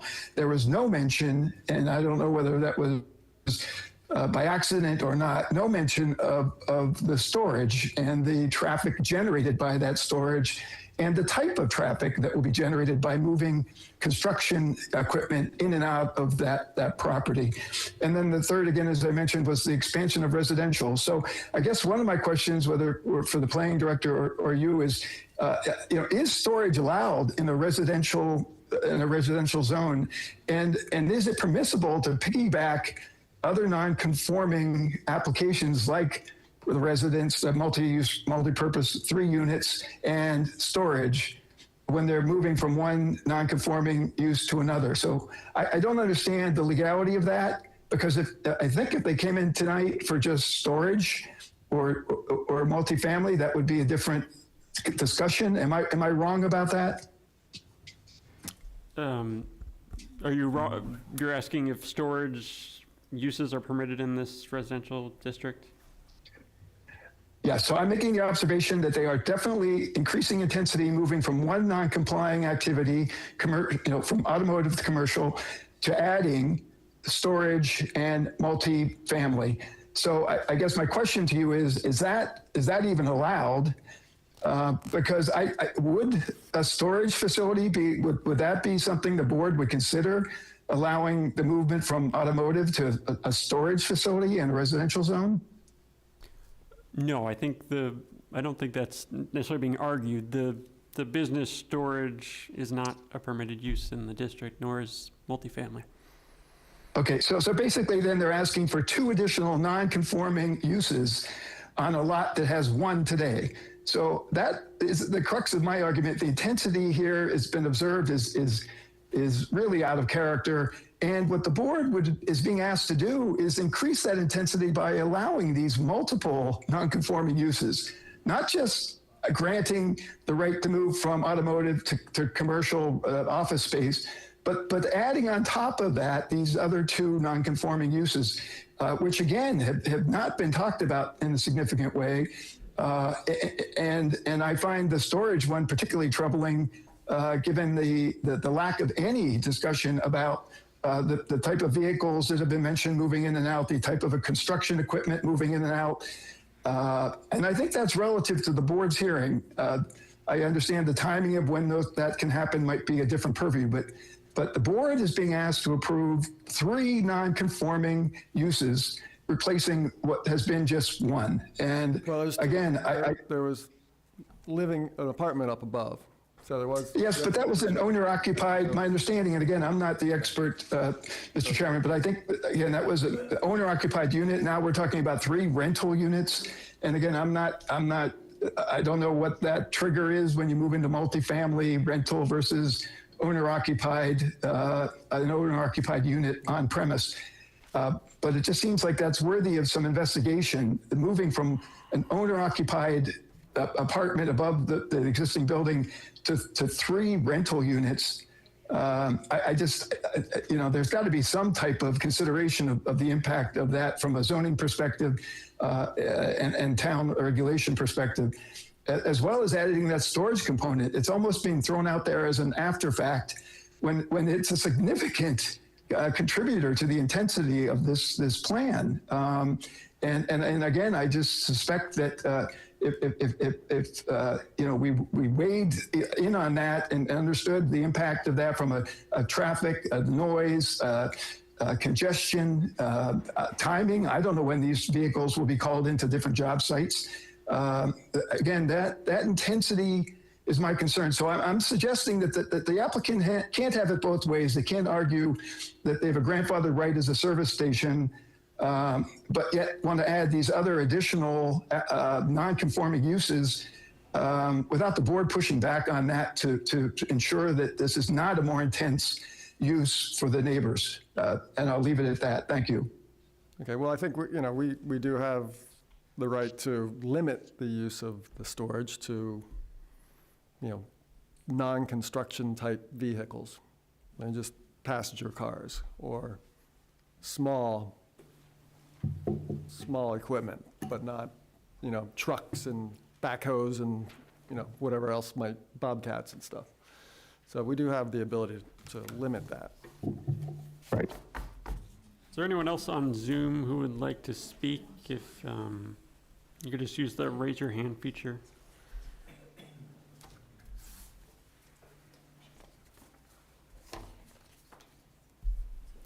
Yeah, so go ahead. Go I ahead. promise I'll be brief. So I'm not as old as Rich. I've only been practicing for 38 years. But I understand the need to meet with the client. But I will tell you, I totally disagree. The building inspector is the person who makes the determination, and I'll explain why. So the building inspector says this is a legally existing non-conforming use, and why does he say that? He says that because we are entitled to step in and operate again a service facility, and you would never hear about it, you would never know about it, and you would not give permission for it. So who actually made that decision? The zoning enforcement officer. Rich is not a building inspector, he is a zoning enforcement officer. The process was not a DBA certificate.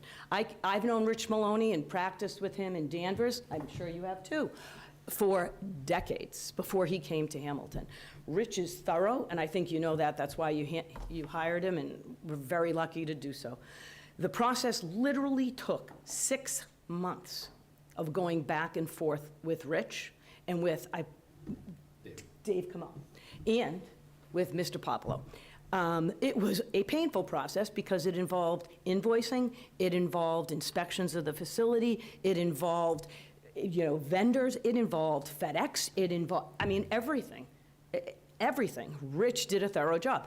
That's why he wrote you your letter, because Rich is the one who makes that decision. Your decision, which is as critical, if not more so, is to make a determination, is this use that we're proposing substantially more detrimental? That lies solely with you, completely and solely with you, and I agree. We did demonstrate that it's legally existing non-conforming use. Legally existing non-conforming uses do not have to be the most perfect uses. They can fall into the hands of somebody who has absolutely no idea how to make a successful business. That does not eradicate the legally existing nonconformity. As a matter of fact, it happens all the time. Whether or not the property was misused or underutilized, right, is not a concern relative to the legally existing non-conforming nature that was established back in 1954. It was established, it was an automotive vehicle repair facility. That's what it is. So I will address some of the other concerns. I definitely understand, the neighbors are really nervous. Oh my gosh, is this going to be traffic? Nobody likes change, no one. And this particular property was clearly underutilized. Everybody here lives in Hamilton, you know it. How many of you drive by there 3 times a day? I'm not saying it wasn't underutilized. I'm saying it was underutilized. It's no longer going to be underutilized. The difference here is if you say no to Mr. Popolo to change the use, it isn't going to revert to a residential use because Rich has already said it's a legally existing non-conforming use that we're entitled to rely upon. So as a result of that, Mr. Popolo is going to put in a quick serve station potentially. Do we want him to do that? No, nobody wants him to do that. But he has the right to do that. That is the case. Relative to traffic, this use that we're proposing is such a low level of traffic. It's not people coming in and out, oh my God, I've got to drop my car off, I've got to go fast. It isn't that. It's people going to an office. It's much less burdensome use. If you ever work in an office and not at home right now, it's a very low level use. It's not a retail establishment, it's an office. Relative to the S-curve, just because it's hard to imagine, right? It is a little bit of an S-curve. I'm not going to debate that, but I can give you a copy, Rich. But what an S-curve, I thought I brought more. That's all right. No, I've I got know it over here. So I drive it. So the S-curve actually is considered safe if you have more than 100-foot tangent in between curves. So that's what the standard is for an S-curve. And this particular property is easily more than 300 feet distant from each curve in each distance. Yeah, So sight safe, lines are long. yeah, it's safe sight distance. I just wanted to make sure, and I felt bad. I just do want you to understand that the real traffic impacts we looked at. But Mr. Popolo's a smart man. I think everybody keeps telling him he's so smart. He's going to leave here and his wife's not going to be able to put him in the car. But he did look at the traffic impacts. He does understand. When we had Hancock design the entrance, we put it in a location that was the best location for entering the property. We do recognize the traffic impacts, and by the way, it does get looked at site plan approval. So it will be evaluated. Plus, I have to tell you, traffic really isn't an issue. This part of Route 1A probably generates, can I finish? One sec, huh? So this section of Route 1A probably generates, I don't know, maybe it generates 10,000 trips a day. I know that the lower part of 1A generates 24,000 trips a day. But here, it's much less because you have the, the railroad down below, and now you just have the kind of in-between traffic. So when you have something and you're talking about the difference between 100, 250, honestly, in a road that big, it's not a big traffic generator. Big traffic generators have peak flow issues. That's where you get the impacts. I mean, I'm just telling them because I think it's important to understand what traffic and safety really is about. This property doesn't generate that kind of impact. The service station does, but this property won't. So I just want to make sure, the accident issues, I do know where they are. It's not really in front of this one, but it's also when you have a large traffic passing by, people go fast to really get the hell out of town and go wherever they're going. They want to leave work, they want to come back through. That happens. It's passing by traffic that can be kind of an issue. But here, it's going to be a location people pull in. They won't be driving like madmen in and out. As far as the rental and owner-occupied component of the residential use, that's irrelevant. You can't really look to that, like how the ownership is. That isn't an available evaluator. So the reason why we put in 3 separate independent units is because they don't generate a lot of burden on the town or on the tax base. We were looking to keep some residential component, and what it would be sort of affordable housing in the town. It'd be like rental housing. And right now, there is a home above. I understand that the prior owner lived there, but I'm sure it was rented at some point in time, but it's irrelevant. It's a 3-bedroom home. I just want to make sure I said that. And then stormwater, we already addressed. And that's it, really. I just wanted to make clear that if the decision was to not determine that this particular proposal is not substantially more detrimental, it does not, absolutely does not result in this going back to a residential use. That will not happen based on the letter we have from the zoning enforcement officer. No. Thank you.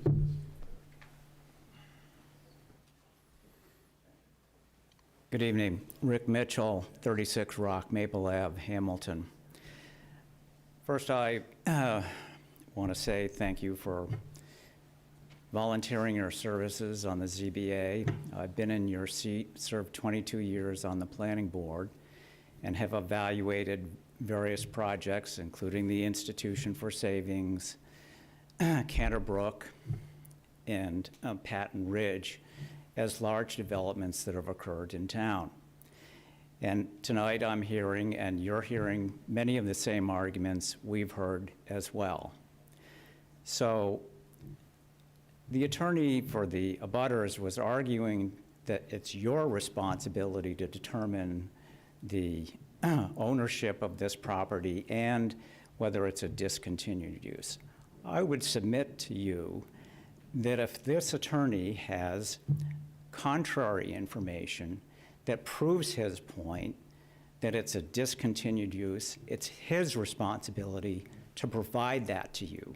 You've had an enforcement officer employed by the town verifying that is an existing use. End of story. If this attorney has other information to contradict that, it's his responsibility to provide that to you. It's not your job to go out and try and second guess the enforcement officer. My second point here is, let's apply common sense. Once you've established a non-conforming use and a change and an application to something different, you not only have to apply the standards, but you apply common sense. We know that there was a 3, 5, 6 bay garage there that had fallen into really a misuse or disuse, or it was crumbling, and it was an eyesore that I drove by every single day going, when the hell is that going to get cleaned up? So now we have an applicant who is willing to invest $5 million in improvement in that piece of property.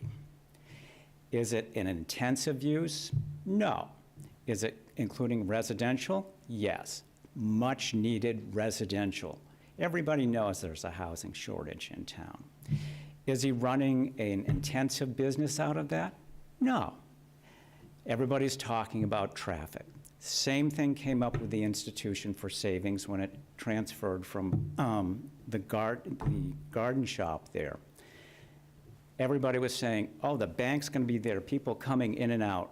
They've got 2 drive-throughs there. It's going to ruin the neighborhood. There's going to be immense amount of traffic. And in fact, the curves are much shorter where that Institution for Savings is than this existing applicant. Never happened. You had a quality developer, a quality designer who built a house that fits right in. It looks great. And is there a problem with traffic? No. Okay, so this is the same thing that's happening here. Is it a change? Yes.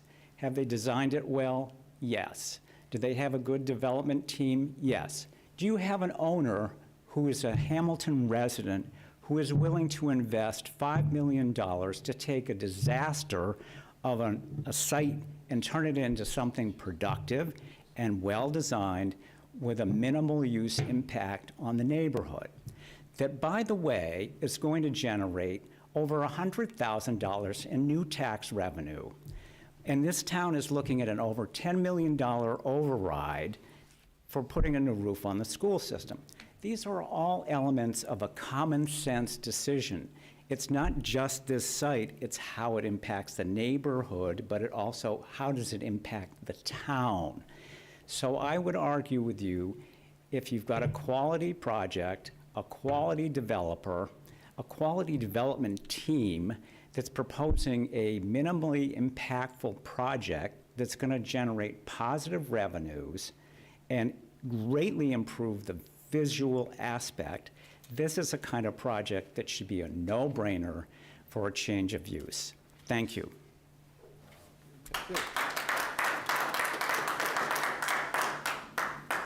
Thanks. I do think, I agree, we use common sense. And you live on Rock Maple? Yeah? Excuse me? Do you live on Rock Maple? I do. Okay, yeah. I live right across the street, and so it's gonna have a huge impact on our neighborhood. He's kind of up the street and near the high school, across from the high school, which is like almost a mile away. High school traffic every day. I know, exactly, exactly. More traffic, we could use less of that. I think we could use less traffic. I think we all could. I think as common, Thank you. common sense. Anyway, I just want to say that I don't think the Hey, traffic. please, I don't no think. chatter in the back. She's Thank trying you. to speak. Thanks. I don't think that the traffic that they're presenting here is accurate. Even just tonight, leaving my home, I can see like there's a car a second, one car, at least one car a second. There's no traffic then. There's no school buses then. There's no trash trucks then. Have you ever seen this S-curve with the trash trucks there? It's really difficult to get by, and it's tricky for vision to get in and out of here. So I just wanted to note that as well, and that if I can answer any of your traffic questions, because I've lived there, I can tell you that what I'm hearing is not actually accurate about what is going on there. And again, I want to have a nice place across there. And I hope that that can happen, and I thank you, Board. Thank you. I just Bruce, need it's to nearly respond 9 o'clock. Since my Are we name able was to- Wait a minute, wait a minute. Excuse me, sorry. What were you saying, Andy? It's nearly 9 o'clock. I just want to get a pulse on what you're thinking, what Steven's thinking, before we get more people coming up and chatting on Zoom. These are my closing comments, only because my name was mentioned. My reputation, my integrity is everything. Until tonight, I had never heard that it was 6 months of records being given to the building inspector. I could only go, I was retained 2 days ago, and I watched the meeting, and there was just no discussion of the neighbor's issue, where the neighbors had raised the fact that the building had been not in use, from their opinion. It would have been wonderful if, at the first meeting in December, there had been a discussion that just addressed those concerns, because they were in the letters, where Ms. Mann could have said, we went through a 6-month process of providing the records to demonstrate the building was in use, for that use. So if I've brought anything to the table tonight for the abutters, it is that they can go check with the building inspector. They can see what information was given, and if that was done, I understand. I came here tonight not knowing that was done. So I'm definitely going to just speak to my integrity, my reputation. That does change things. My last comment is, well, you're still going to have a heck of a time deciding whether or not this use that he proposes is more or less detrimental. And since I'm semi-retired and mostly spending time in Ireland, I won't be here for any of that. But if you do decide that it's not still, after all your debate, appropriate, I would just say if Mr. Pupolo decided that he would open a gas station, after the respect he may want to consider moving out of Hamilton. That's all. Thanks. All right. So I think, per Andy's request, is I think we'll probably continue this. I'd like to talk to the building inspector to see where he got his information and look at this, see what business records. I know we had, I saw one here somewhere, copies of old business records, but they were from 2014 or something like that. I don't know where they got to. I saw them here. It was part of the butter letter. We did not. It was part of the butter letter I saw. Oh, okay. We provided different evidence. Yeah, so I want to look at that.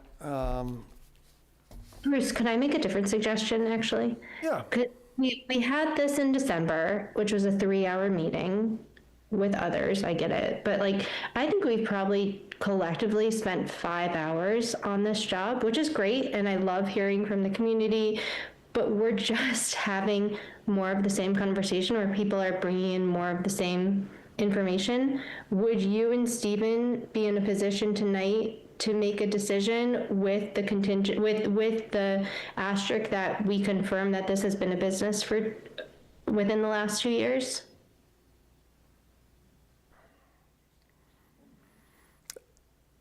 Answering the question, do you feel like this is significantly detrimental to the community? Right, as a finding. Because that is our only scope here. Right. And I just don't want to open it up, if possible, again, for more conversation, because we're hearing a lot of the same things.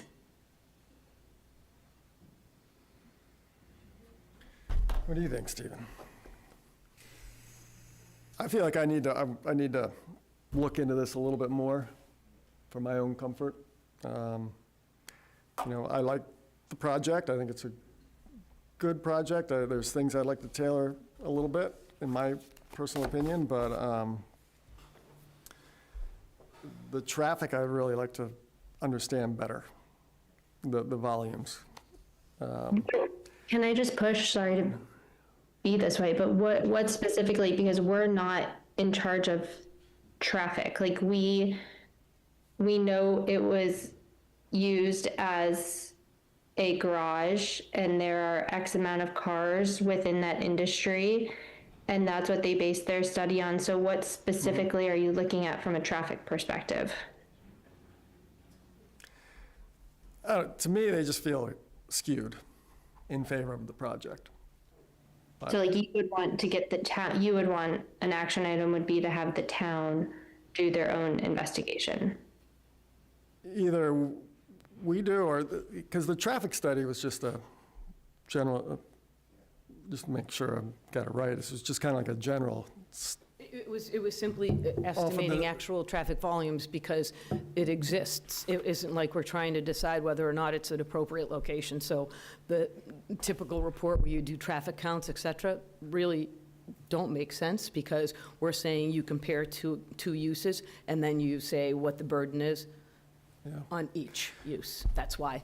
I mean, if you want more traffic information, I can get you charts that show you the 86 for the proposed use and the 170-something for the existing. I mean, I can give you charts, and I can deliver that. I'm not opposed to doing it. It's just I didn't give you the supporting data for the conclusions reached, because all that really is to be considered is how much traffic this generates, because it's an existing site. Today, there's no traffic. Yeah. Yeah, well, we know that. You know, but I'm looking at 29 parking spots here, which is an awful lot of parking. Parking has absolutely nothing to do with traffic, nothing. I know. You can. But we also don't have layouts of what the density of the offices are, like one building is So office they- space, but is that, you know, an office So space for there two was a- people, or? Well, there was a misstatement. So they said that the offices were based on 3 offices. That is never what I said. The office space was a certain number. You look at square footage for offices because people combine, people separate, and then you do an estimate based on the actual square footage, and that's how they did the estimate for traffic. An example of why you never look at parking spaces for traffic impacts are because things like, I'm going to That's be, just based really, off of square car footage. washes have no parking, but they generate huge amounts of traffic. I would prefer it if I could speak and then you can talk after me. So certain uses generate a lot of traffic and aren't driven by parking. Certain uses have a ton of parking on them and don't generate a lot of extra traffic as people go and stay. It's about The the going and 29 was staying. just based on the square footage of It's the square, office it's space. based on your bylaw. And honestly, I didn't know what to use because your bylaw doesn't really speak to it. So I used a high number of 3 per. But if we get to the planning board and they say we don't have to use that many, we would love to cut them out. We don't want that many. We just did it because we comply with zoning. That was the only reason. So as I said, if it would help the board, I can give you, a traffic, impact. And then to Ms. Phillips' point, at the next hearing, you can agree not to take any commentary except to discuss it amongst yourselves, if that would satisfy you, so that you don't have redundant conversation. For me, too. I'm not saying I should speak and no one else. Whatever the board pleases. We're trying to make this process a little smooth and provide you with the information you want and need to make a reasonable decision. Yeah. Can I just ask a question? Your data on the traffic for the service station, are you assuming that they're actually serving gas as well? Can I answer? No, listen, we've talked about that a lot. The gas part has not been there. It's been a service station. I guess, I don't know how long. That is so old that I don't even really want to consider a pumping station there. It'd be fair to have an independent traffic study done so that it's not coming from their side, because I live there and it doesn't look like that. And they could say the same, like I'm trying to do something different. Independent would be, then you get the treat. Well,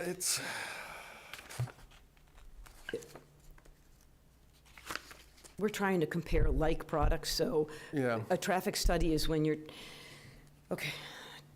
A traffic study is when you're actually going in to develop a property, so you need to assess light distance and then the impact on a road. You want to assess the number Yeah. of cars, et cetera. This is not the case. We have an existing business. We are saying that our proposed use is less than the lawfully existing use could do. Yeah. For example, somebody said, oh, I went in there, the ceilings aren't high enough. Yes, because it was built a long time ago, but I can go in and I can renovate the entire interior without ever coming before the board and use every one of those bays and put a lift in every one of them.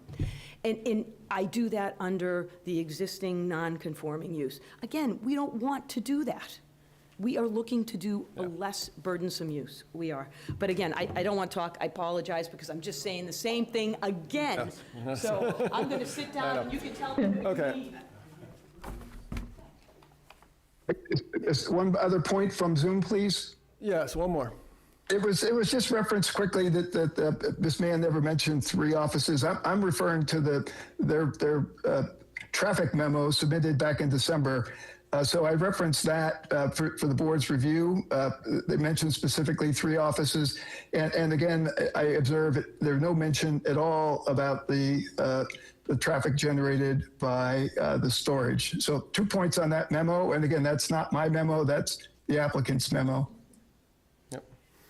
Mark, is traffic in the zoning board's purview, or is that something that the planning board would be taking into consideration? My understanding is that you can consider it as part of that detrimental test. Is this proposed use more detrimental than what is the protected use? If you refer to the traffic memo, the three uses, it's the three apartment buildings again that we refer to for traffic, and we refer to the square footage of office, because a traffic report doesn't say 3 units of office, because I can have a 10,000 square foot office. So what it says is by the square footage, and then the 3 units are 3 units of housing. Excuse me, I just encourage the board to read the memo. I'm looking at it, so I just encourage you to read it rather than go back and forth. Thank you. I have the memo Okay, here, no, and it listen, I want to states wrap this 3 up because we're offices. kind of going in circles here. If the public doesn't have anything more to say about this new, that we close this hearing, and I would like to do some, talk to the building inspector and try to get some more information on it. And we come back next month and we can just have our discussion. Is that allowable? Without public input? Yes. Yeah, okay. Because I think that, because then we can, You're not going to close it, because if you want me to give you more information on the traffic, I can't do that if you close the hearing. Shouldn't traffic be independent? You have to let them speak, I'm not talking to you. Continuing it. You have to continue in order for me to give you, if you want me to flush out the traffic and show you. yeah, It does say, by the way, say 3 spaces, but it meant 3 individual buildings, by the way. It just is a misstatement. He relied on square footage because that's how you do offices under ASHTO. right. I just happen to know that, and you're correct, it's misleading for people who are lay people. I Yeah. don't disagree. But at the same time, if you want me to flush it out and give you a table, I will, but you can't close the hearing tonight. You can close it immediately the second you get it, but you can't close it until the next meeting. I apologize, but that's the only way I Yeah. can give you that information. I just have one thing, and I'll just leave it. Yep. Rich, if Rich is what you Could you made me go through Yeah, to come on. speak to him and show him everything and bring evidence to him, right? And he's making your decision, which he told me he was. He went into your legal counsel in the town and went to them. Why are we waiting to do that again? Either he should be here to speak on your behalf, because this gets to be like community auditions, right? If we've talked about it and we've done it, and I've gone through the process for 6 months, I've had to go to Sutton and pick up the bills. I've had to bring the files to town. I had to show the tax records from the town when they said they closed his business. Rich did it. I've done this a lot. I really, I understand traffic. Rich has done everything I've ever seen a zoning officer do to make my life miserable, but he got it all and did it under your jurisdiction. I just think you're going back to putting it in his court again. He's gonna say, I didn't give it to him for 5 months. He walked the building with me. He looked at the electrical meters. He went in and looked at the garages. He measured things. He knew the safety, life safety. He went through the septic. He did all this for you. And as a zoning officer, if I thought I wasn't supposed to be talking to him, I would have come to you. I think you're getting in a position where you're putting yourself over where your skis are. That's not what Rich is. He should say, I'm not going to let you, why would he approve this and tell me to do this if I'm in front of you? Thank you.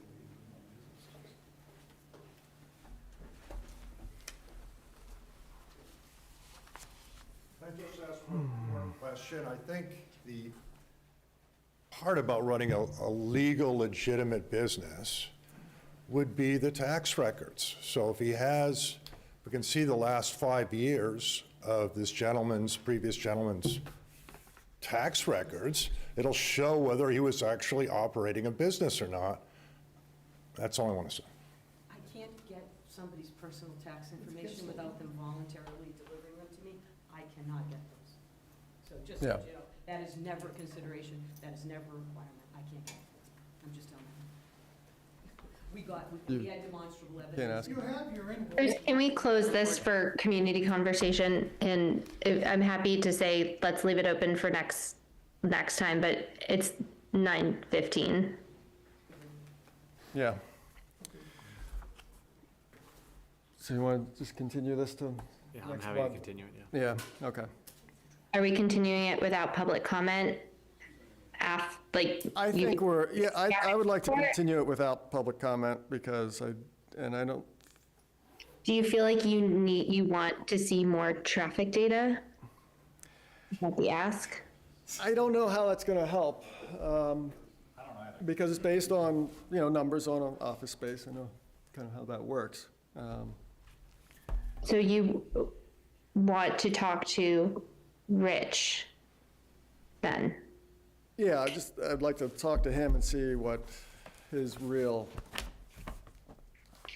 thoughts are about that, or what especially the business part thing. And that one's you don't feel new to me. comfortable, like you could make a decision, like this is not detrimental to the community without talking to Rich? You can't make that, you can't say that statement with the assumption that you'll speak to Rich afterwards and Rich confirms that this was a legitimate business within the last 2 years. Yeah, I guess I could do that. Just to be 100% clear, it's, the test is it not substantially more detrimental? Is the proposed use not substantially more detrimental than the protected use? Not. Right.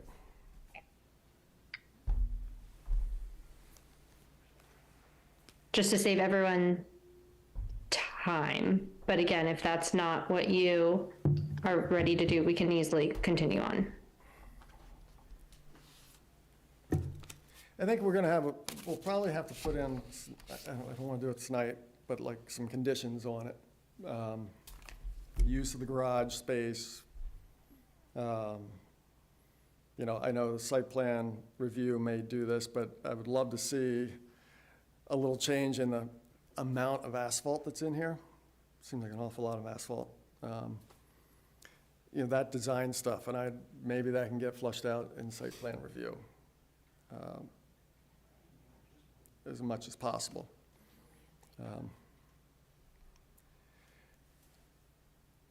I was going to say, I agree with you, Bruce. I think there are some conversations to have about the complexity of evaluating it as a mixed-use use. Because when it's just a single use, a single known use, it's easier to pass the judgment on it. But with the mixed use, the three different mixed uses here presented together, I do think there's some conversation to have about how the scale of maybe each of those interplays as to whether or not, as a totality, it's substantially more detrimental or not.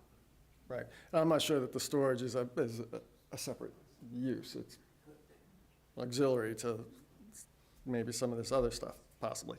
Could consider it that way. Even though there's not really a garage here anymore. There's 7. It's a big garage. 7 garages. Yeah. But it's not being used in the same manner.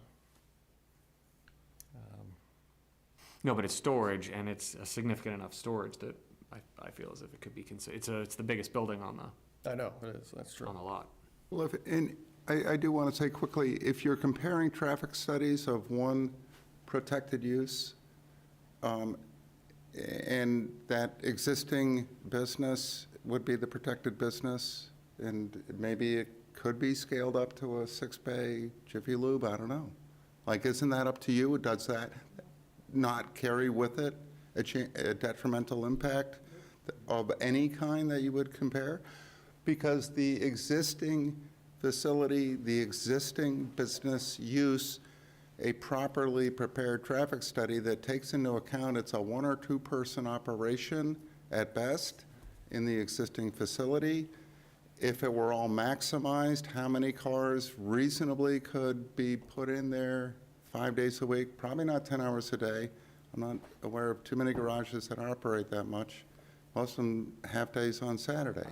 So whatever, it's comparing apples and oranges at present. There's going to be traffic for the storage. If it's a medical office versus just retired executives sitting in there reading the paper, that's 2 different types of traffic. So I don't even understand, or we don't have these traffic studies, and we've already seen enough of, what little we've seen, they're wildly flawed, we think. That speaks to the detrimental impact. it is unquestionably much more crowded on our roads now. To make a left turn off of Gardner Street at any time of day, yes, there's no more than a second between cars. It's very hard. At the rubbish time or the school bus time, it's even worse. Rush hour. Well, I think the number of we run into so that problem. there is a about every detrimental street that we impact. have. To just say that it's no different between the two is ludicrous.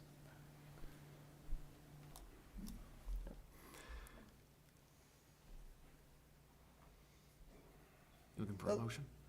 Yeah, I'd like to motion that we continue this. I'd like to end public comment. I think public's said, If you end public comment, you really can't talk to Rich and bring it back into the record, and you have to. So you can end public comment literally. You can open the hearing and say, I'm not taking public comment the second you open it, so you don't have the redundancy. But in order to allow information from Rich to be entered into the record, or I'll give you a more enhanced packet. I apologize, but that's the way Or you could just limit it very strictly, like to no more than 2 minutes each or something. yeah. Okay, let's do that. Entertain a motion to continue this till next month. I motion to continue 957 Bay Road to next month. I second that. Your, Roll call vote. roll call vote. Get Stephen tired. DeRocher, aye. Andy Phillip, aye. Bruce Gingrich, aye. So we'll review this stuff and get back at it next month, finish it next month. For sure.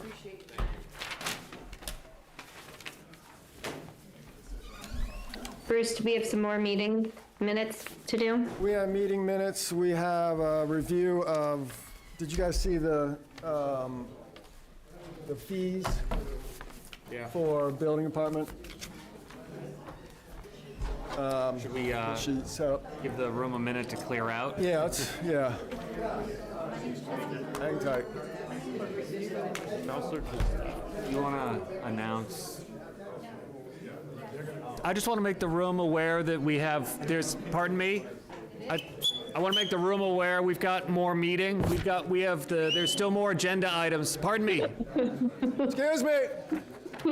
I just want to make the room aware this meeting is still going on. We have more agenda items, so if folks could We wanna clear go out home, and too. converse in the parking lot, that would be great. Or even in the lobby out here. I can hear you guys if we just continue with you speaking into the. Excuse me. Everybody, Can anyone hear me? could you please move to the outside so we can continue our meeting? We can't hear anything. You can't hear me? Okay. Oh my God. We can't hear you, Andy. God damn. I can't hear the people talking on the screen, so. All right, no, everybody needs to go out, please. Thank you. Thank you. Your decision will impact the quality of that neighborhood, that residential neighborhood for 100. Thank you for your time. Listen, we're done talking about this. Not on this We are topic taking anymore. time. We have more That's ticket fine. items. Probably already sent us an email. Feel We free need to send, to- feel free we to need to send us an finish up, email. Yeah. please. Thank you. Thank you. Yeah. Thank you. Go ahead. Thank you. All right. Thank you. You too. Okay, so the one thing that Nobody wants to stick around to talk about the ZBA. the cost application fees? of putting in an application for the zoning board. Yes, so they're recommending, the town's recommending, or the building department's recommending a application fee that is $75 now, to double it to $150, which is a lot less than many of the towns around us. So I guess we're looking for, are we recommending that we do this from our board? So the town can allow that to happen? Or we don't vote, we're not voting on this. You're voting on this, so you have Oh, we the are ability voting to on set it. your own fees, so. Oh, okay. I thought it was more the building department was looking for it. Select Board asked the departments to look at our fees and see if they were comparable to other towns, and ZBA happens to be very low compared to other towns, so Okay. this is kind of where that came from. Does Manchester just have the one fee Yeah. for everything? They're expensive. $1,000, okay, so we're not going that far with it, for a special permit. Gloucester, it's $250 for all, Danvers, $150, until you get into commercial and multifamilies, and they're $250. Rockport's $300 for all. Wenham is, I'm gonna say, $250 for a special permit, $400 for commercial special permit, and a variance of $250. So to at least get up to the lower end of this scale, if we double it to $150, we can go more if we think it's reasonable. There's a lot of work that goes into it.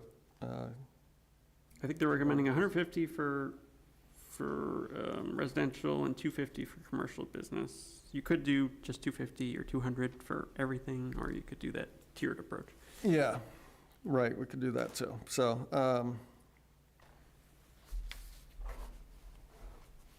How, what do you guys how think? did how did this get initiated? Just out of curiosity. That's a budget hearing. The select board asked me look at fees to see if they're competitive. Yeah, nothing's getting cheaper. The whole postage is about $35 to send out the packages and do all that work.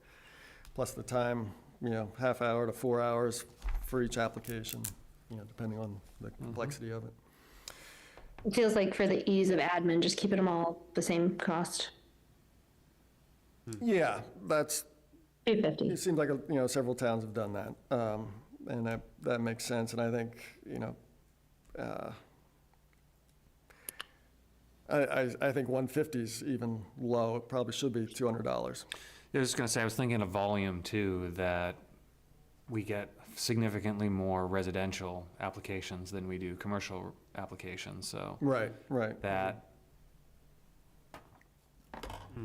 by splitting the difference and making it 200, we balance out the inequity in application numbers. Yeah, that's kind of where I feel it would land well.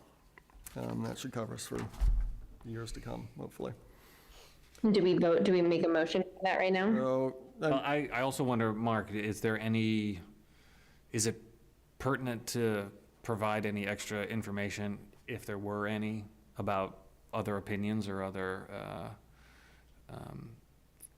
facts or thoughts that may have gone into constructing the suggestion? Really, it was just to look at what surrounding towns charge. And we also looked at, employee time and what's kind of reasonable. Mm-hmm. Yeah. I'm just wondering if there are reasons that we're not thinking of to stick with the 150-250 split versus splitting the difference at 200 for all. Hmm.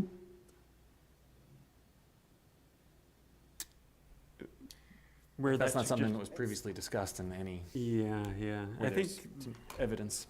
the rationale for it is just because if you're a single family, just to sort of take the burden off. Mhm. But as Andy mentioned, it might just be easier to have a flat fee. Yep. We're taking the burden off by not being Manchester. Yeah, there you go. Yeah, I mean, the others are 250 and 300. And Danvers is 150, pretty much across the board. Gloucester's 250. Yeah, in fact, we would be at 150, we would be at the low end, Yeah. comparable only to Danvers. Do we need to vote on this, or? Yeah, You can, or you can continue it, or you can. yeah, we can do whatever we want, but I think it'd be reasonable to just go with 200 as a flat fee. Because we're not gonna have really big commercial projects here. It'll all be residential, and 200 seems to be right in that wheelhouse. I set a motion to increase the fee to $200 for both residential and commercial. I second. Roll call vote. Stephen Andy DeRocher. Andy Bellap, aye. Stephen DeRocher, aye. Bruce Ganger, aye. So $200 flat fee for all permitting applications. And then we have the meeting minutes from the last 2 months. And anybody have any comments on them? Therefore, where's my, where's the, I wasn't there for the February one. and I wasn't there for the March one, but was that even in here? Because March was just the continuance of of this last project. Where did my thing go? Are we discussing these together? I don't think we can. Yeah. I'm just trying to find the actual dates, and I can't even find that. The February one was February 4th? And March 4th. Yes, and March 4th. One was March 4th. I just want to say that the March 4th one says that we ended at approximately 7:05 PM. I think it was actually a little quicker than that. Yeah, it was a quick, yeah. That was Mary just Ellen tagged us up for 6 minutes. I was like, I think it was faster. open and close. So there's no comments on that one, so we can approve those meeting minutes.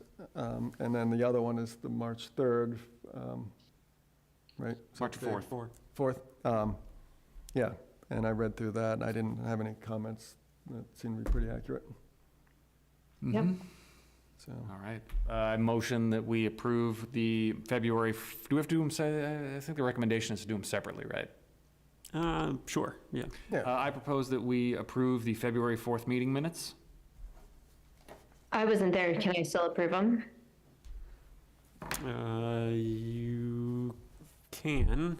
There's I nothing. said I watched it.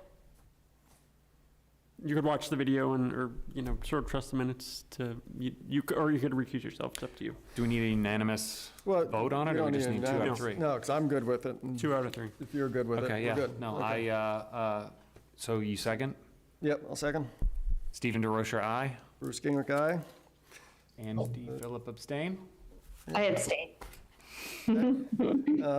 And then the March It'd be a 4th. good excuse to get some of our teammates back in here, though, let me tell you. I motion that we approve the March 4th minutes as drafted. I second that. Stephen DeRocher, aye. Andy Phillip, aye. Bruce Gingrich abstained because I was not here. And last thing before you adjourn, Motion so passes. Yes. you should vote to accept the request to withdraw. Oh, yes. 176 Willow. Oh, we have to do that? Oh, okay. I didn't I'm- realize that. My Sorry. motion that we accept the,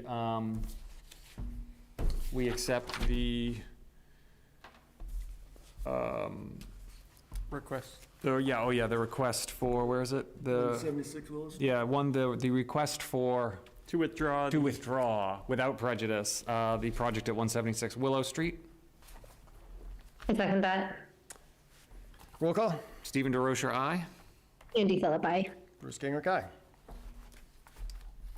And that concludes our night. Long one, boys. Anybody like to, Unless you guys want to hang out longer. yeah, I talk? motion to adjourn. Motion adjourn. I second that motion. Roll call. Stephen DeRocher, aye. Andy Phillip, aye. Thanks, guys. Bruce Gingrich, aye.